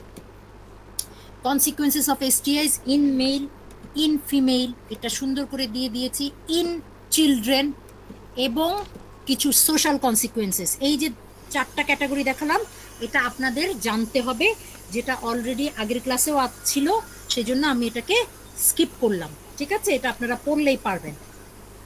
এখন একটা প্রশ্ন আপনাদেরকে আমরা রিটেনে দেই, asymptomatic patients are more dangerous than symptomatic patients of STI, কেন? ওই যে 75% ক্ল্যামাইডিয়াল ফিমেল পেশেন্ট আর 50% ক্ল্যামাইডিয়াল মেল পেশেন্ট কেন বেশি ডেঞ্জারাস? কারণ they do not seek treatment due to lack of physical discomfort, তাদের তো আর সাইন সিমটম নাই, তাদের তো ডিসচার্জ বের হয় না, তারা মনে করে যে আমার কোনো প্রবলেম নেই, তারা একটা ফলস সিকিউরিটিতে থাকে যে আমি সুস্থ আছি। তারা তখন যেহেতু জানে না সেহেতু কন্ডোম ইউজ করে না। আরেকটা হচ্ছে গিয়ে তারা যেহেতু জানে না সেহেতু পার্টনারকে অনেক দিন ধরে তারা পার্টনারকে ইনফেক্ট করে যাচ্ছে, সেটা তারা জানেও না, যেহেতু তাদের কোনো সাইন সিমটম নাই, এবং তার কারণে অনেক কমপ্লিকেশন ডেভেলপ হয়, যেগুলো একটু আগের স্লাইডগুলোতে আছে। ঠিক আছে, এবং তারা মা থেকে বাচ্চার যে ভার্টিক্যাল ট্রান্সমিশন সেটাও করে। এই কারণগুলোর জন্য তারা বেশি ডেঞ্জারাস। সবচেয়ে বড় কথা, তারা জানেই না তাদের এই ইনফেকশন আছে, তার ডাক্তারের কাছেও যায় না ট্রিটমেন্টের কারণে। ক্ষতি যা হওয়ার মায়ের হয়, বাচ্চার হয়, তার পার্টনারের হয়। আচ্ছা, এখন এটা দিয়ে আর আমাকে 5 থেকে 10 মিনিট বা 7 মিনিট সময় দিবেন, আমি শেষ করে দেবো।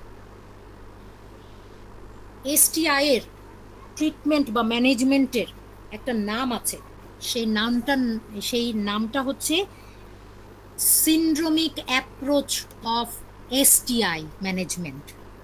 নামটা কি? Syndromic approach of STI management. মানে কি? সিন্ড্রোম মানে হচ্ছে কিছু সাইন এবং কিছু সিমটম একত্র করে, এই যে syndrome are collections of symptoms and signs. Symptom মানে কি? যেগুলো রোগীরা এসে বলে। সাইন মানে কি? যেগুলো ডাক্তাররা বা হেলথ কেয়ার প্রোভাইডাররা নিজেরা দেখে বুঝে। তাহলে সিন্ড্রোমিক অ্যাপ্রোচের মাধ্যমে এসটিআই এর ম্যানেজমেন্ট করা হয়। এই যে নাম হচ্ছে সিন্ড্রোমিক ম্যানেজমেন্ট অফ এসটিআই। এটার সুবিধা আছে, এটার অসুবিধা আছে। সুবিধা বা অ্যাডভান্টেজ অফ সিন্ড্রোমিক অ্যাপ্রোচ আমি সব পড়বো না, আমি বলে দিচ্ছি সুবিধাটা কি।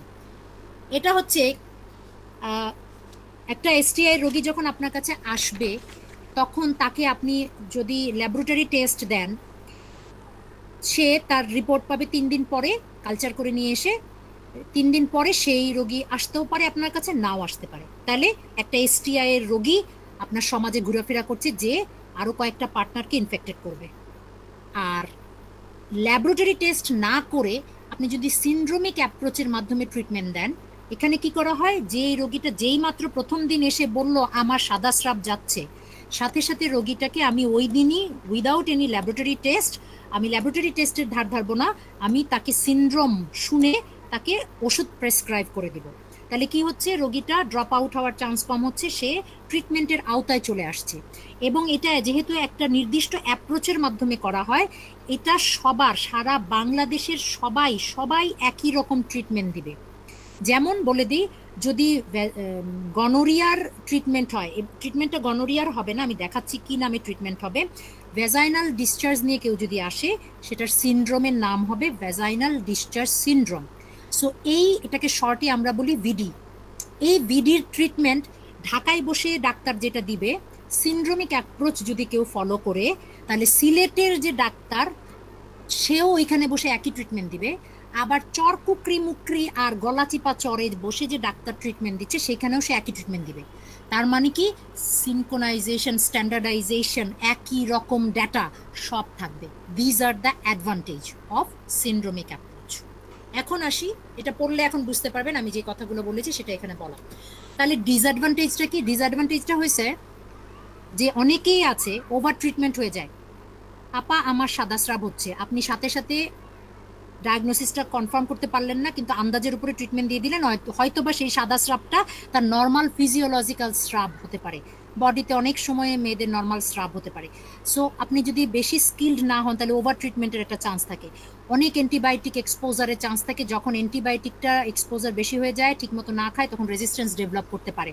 আর সমস্যা হচ্ছে এসিমটোমেটিক পেশেন্ট যারা, তাদেরকে এই ট্রিটমেন্টটা দেওয়া যায় না, কারণ তাদের তো সিনড্রোম নাই, এসিমটোমেটিক তারা, তখন এটা হবে ডিসঅ্যাডভান্টেজ। ঠিক আছে? আর ক্লিনিশিয়ানরা একটু হেজিটেট ফিল করে, দূর আমি একটা টেস্ট করাতে পারলাম না, আমি জানতেই পারলাম না এটা গনোরিয়া না এটা সিফিলিস না ক্ল্যামাইডিয়া, আন্দাজের উপর ট্রিটমেন্ট দিচ্ছি। আন্দাজ তো না, সিনড্রোমের উপর ট্রিটমেন্ট দিচ্ছি। আমাদের স্যাটিসফ্যাকশনটা আসে না, ডিসকমফোর্ট ফিল করে অনেক ক্লিনিশিয়ান। সো এটাই হচ্ছে ডিসঅ্যাডভান্টেজ। হয়ে গেল। এখন আপনাদের যেটা জানতে হবে যে সিনড্রোমগুলোকে আমরা 7টা ভাগে ভাগ করেছি। এই সিনড্রোম ধরেই আমরা ট্রিটমেন্টগুলো দেই। 7টা সিনড্রোম আপনাদের একেবারে মুখস্থ রাখতে হবে। আমরা কমনলি জিজ্ঞেস করি আপনাদের। Number 1 syndrome vaginal discharge syndrome. কাদের হয়? মেয়েদের, কারণ ভ্যাজাইনাটা মেয়েদেরই আছে।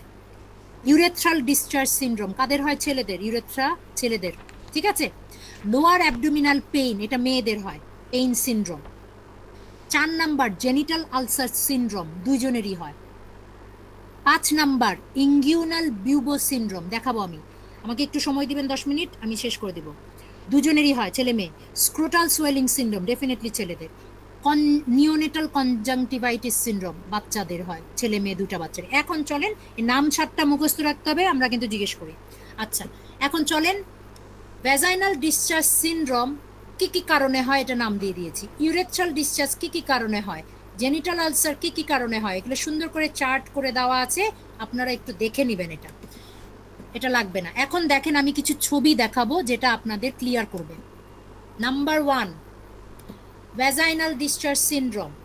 এই যে তার ভালভা, হ্যাঁ ভালভা থেকে এই যে দেখেন ডিসচার্জ বের হচ্ছে সাদা, this is vaginal discharge syndrome, these are the discharge. এটা ডেফিনেটলি এসটিআই, ঠিক আছে? এটার নাম হচ্ছে ভিডি। এটা দেখে আমরা ট্রিটমেন্ট দিব। এটা গনোরিয়ার কারণে হতে পারে, ক্ল্যামাইডিয়ার কারণে হতে পারে, ওই যে কজগুলো যে দেখালাম। এটা দেখার পরে আপনার মাথায় আসতে হবে যে এটা এই যে এই কারণগুলোতে হয়, ট্রাইকোমোনিয়াসিস, গনোরিয়া, ক্ল্যামাইডিয়া নাকি এটা ক্যান্ডিডিয়াসিস, আপনি তখন ঠিক করবেন। করার পরে আপনি এটা ট্রিটমেন্ট দিবে সোজা।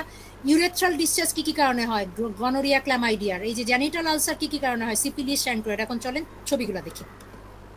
এই যে দেখেন ইউরেথ্রাল ডিসচার্জ সিনড্রোম, এই যে পেনিসের আগা দিয়ে ডিসচার্জ বেরোচ্ছে, তখন আপনাকে ট্রিটমেন্ট দিতে হবে এবং কারণগুলো তখন আপনার মাথায় রাখতে হবে, ওই চার্টটা যে এই কারণে হয়। আচ্ছা, এরপরে এই যে ইউরেথ্রাল ডিসচার্জ সিনড্রোম বেরোচ্ছে, এই যে একটা হচ্ছে পানির মতো ওয়াটারি ডিসচার্জ, একটা হচ্ছে পুজের মতো পুরুলেন ডিসচার্জ, এই জন্য দুটো দেখিয়েছি। এরপরে দেখেন লোয়ার অ্যাবডোমিনাল পেইনের কোনো ছবি নাই, তবে তলপেটে ব্যথা হয় এবং সেক্সুয়াল ইন্টারকোর্স করতে গিয়ে পেইন হয়, পেইনফুল সেক্সুয়াল ইন্টারকোর্স। এটা অনেক মহিলারই কমপ্লেন থাকে, তখন এটা চিন্তা করতে হয় তার পিআইডি হয়েছে কিনা। জেনিটাল আলসার, খেয়াল করেন এইটা হচ্ছে মেয়েদের ভালভাল এরিয়া, এই যে লেবিয়া মেজোরা মাইনোরা, দেখেন এইখানে এই যে আলসারটা, হ্যাঁ এই যে আলসার। আর এটা হচ্ছে ছেলেদের পেনিস, এই যে দেখেন আলসার, জেনিটাল আলসার। কি কারণে হচ্ছে? সিফিলিসের কারণে হচ্ছে, শ্যাঙ্ক্রয়েডের কারণে হচ্ছে। এই যে আলসার, এই যে ভালভার ভিতরে আলসার, লেবিয়া মাইনোরার ভিতরে এই যে আলসার, দিজ আর আলসার, ঠিক আছে? আচ্ছা, ইঙ্গুইনাল বিউবো, এইটা হচ্ছে ওই যে বলেছিলাম লিমফেটিক সিস্টেম থাকে, লিম্ফ নোড, সেই লিম্ফ নোডের ইনফেকশন হয়। যদি কোনো ইনফেকশন আপনার এই জেনিটাল অর্গানে হয়, লিম্ফ নোড ফুলে যায়। সো এই যে লিম্ফ ইঙ্গুইনাল রিজিয়ন বলে এটাকে, এই যে এটা পা, থাই, এটা হচ্ছে পেনিস, দুই থাই, মাঝখানে পেনিস, এই যে জায়গাটা কুচকির জায়গাটা, পেট এবং থাইয়ের কুচকির জায়গাটাকে ইঙ্গুইনাল রিজিয়ন বলা হয়। এখানে কিছু লিম্ফ নোড থাকে যারা আপনাকে ডিফেন্স করে, এগুলো ফুলে যায় ইনফেকশন হলে। সো এটার নাম হচ্ছে সিনড্রোম, এটা ইঙ্গুইনাল বিউবো সিনড্রোম। আরেকটা হচ্ছে scrotal swelling, this is very painful এবং need emergency treatment and management. এটা হচ্ছে স্ক্রুটাল সোয়েলিং। এইটা হচ্ছে কনজেনিটাল নিওনেটাল কনজাংটিভাইটিস। বাচ্চাটার মা হয়তো বা সিফিলিস গনোরিয়াতে আক্রান্ত ছিল, দেখেন বাচ্চার চোখ ফোলা, ডিসচার্জ আসছে একদম পুজের মতো, এটা ট্রিটমেন্ট প্রয়োজন, ঠিক আছে? উইদাউট সিমটম খুবই ইম্পর্টেন্ট, এসটিআইস গুলো উইদাউট সিমটম খুবই ইম্পর্টেন্ট, আমরা জানি এরা ভীষণ ডেঞ্জারাস। সো আমাদেরকে এদেরকে আনতে হবে। এবং this is the end of this lecture. এখন আপনারা কোনো প্রশ্ন থাকলে আমাকে করেন, ক্লাস কিন্তু দুটাই শেষ। Please, any question from any of you? নাই? না ম্যাডাম, কোনো কোশ্চেন নাই। না ম্যাম। ওকে, তাহলে আমি আশা করি আপনারা এই দুটো ক্লাস ভালো বুঝতে পেরেছেন। অ্যাসাইনমেন্টটা করবেন। আর পরীক্ষার ডেটটা আমাদেরকে সাধারণত বলেছে যদি ক্লাস শেষ হয়ে যায় আমরা নিতে পারি কিনা এটা আলোচনা করতে হবে একটু রেজিস্ট্রার অফিসের সাথে। আর আগামী ক্লাসে এরকম যদি আমাকে একটু কোঅপারেট করেন, আমি আগামী ক্লাসে শেষ করে দিতে পারবো, কিন্তু এটা আপনাদের উপর নির্ভর করছে। আপনারা যদি বলেন যে ম্যাম কষ্ট হয়ে যাবে, তাহলে আমি শেষ করব না। আর যদি বলেন যে না ম্যাম নিতে পারবো, তাহলে আমি শর্টে শেষ করে দেবো। শর্ট মানে যেটা আপনার দরকার সেটা, ঠিক আছে? এই মাসটা মানে পড়াটাই ভালো, অক্টোবরে পরীক্ষাই ভালো। অক্টোবরে পরীক্ষায় ভালো, আচ্ছা ঠিক আছে, মাথায় থাকলে অসুবিধা নেই, নো প্রবলেম। আর অ্যাসাইনমেন্টটা সেক্সুয়াল কি বলেছিলাম, অ্যাবিউজ অ্যান্ড ইটস প্রিভেনশন। মনে রাখবেন এখান থেকে কিন্তু বাই প্রশ্ন থাকবে, রিটেনও প্রশ্ন থাকবে। What do you mean by sexual abuse? What are the types of sexual abuse? How you are going to prevent sexual abuse? এই হবে কোশ্চেন, বাট অ্যাসাইনমেন্টে সুন্দর করে লিখে জমা দেবে। ওকে, তাহলে আর যদি প্রশ্ন না থাকে আমরা শেষ করছি এখানেই। আপনারা একটু, ইয়েস ম্যাডাম, আমাদের এক্সামিনেশনের আগে একটু টাইম পেলে ভালো হয়, কারণ অফিস করে আমরা ওইভাবে পড়তে টাইম পাই না। দিব অসুবিধা নেই ম্যাডাম, অক্টোবরেই নিব ইনশাল্লাহ, ঠিক আছে? অসুবিধা নেই। বাট আমি একটা রিকোয়েস্ট করব আপনাদেরকে, যখন আপনারা ধরেন রেস্ট করতে থাকবেন, রেস্টের সময় তো আমাদের অনেক কম আসলে, রেস্ট করতে থাকবেন যখন, এই যে সফট কপিটা ল্যাপটপে বা মোবাইলে সফট কপিটা না একবার রিডিং করতে থাকবেন। প্রত্যেকদিন ধরেন প্রতিদিন একটা করে স্লাইড, মানে একটা করে লেকচার যদি রিডিং পড়েন, মুখস্থ করবেন না, রিডিং পড়বেন। রিডিং পড়লে চোখে ভেসে থাকে, তারপরে পরীক্ষার আগে দিয়ে যখন জিনিসটাকে একটু যেগুলো মুখস্থ করবেন দেখবেন সেটা ইজি হয়ে গেছে। হ্যাঁ, আর যদি সব জমিয়ে রাখেন পরীক্ষার আগে দিয়ে তখন না পাগল পাগল লাগে। ধরেন এটা হয়তো বা প্রতিদিন পড়তে হবে না, ধরেন 8টা ক্লাস আপনি 8টা দিন সেট করলেন, হয়তো বা 2 দিন পর পরই একদিন করে ধরলেন, তাহলে ইজি হয়। হ্যাঁ, জি ম্যাম। জি ম্যাডাম। আচ্ছা, তাহলে আর যদি প্রশ্ন না থাকে তাহলে আপনারা 3 জন একটু লিভ করতে পারেন। Thank you very much. আমি বন্যাকে একটু থাকতে বলেছি, একটা কথা আছে ওর জন্য, ঠিক আছে? আসসালামু ঠিক আলাইকুম আছে, ম্যাডাম। আসসালামু আলাইকুম ম্যাম।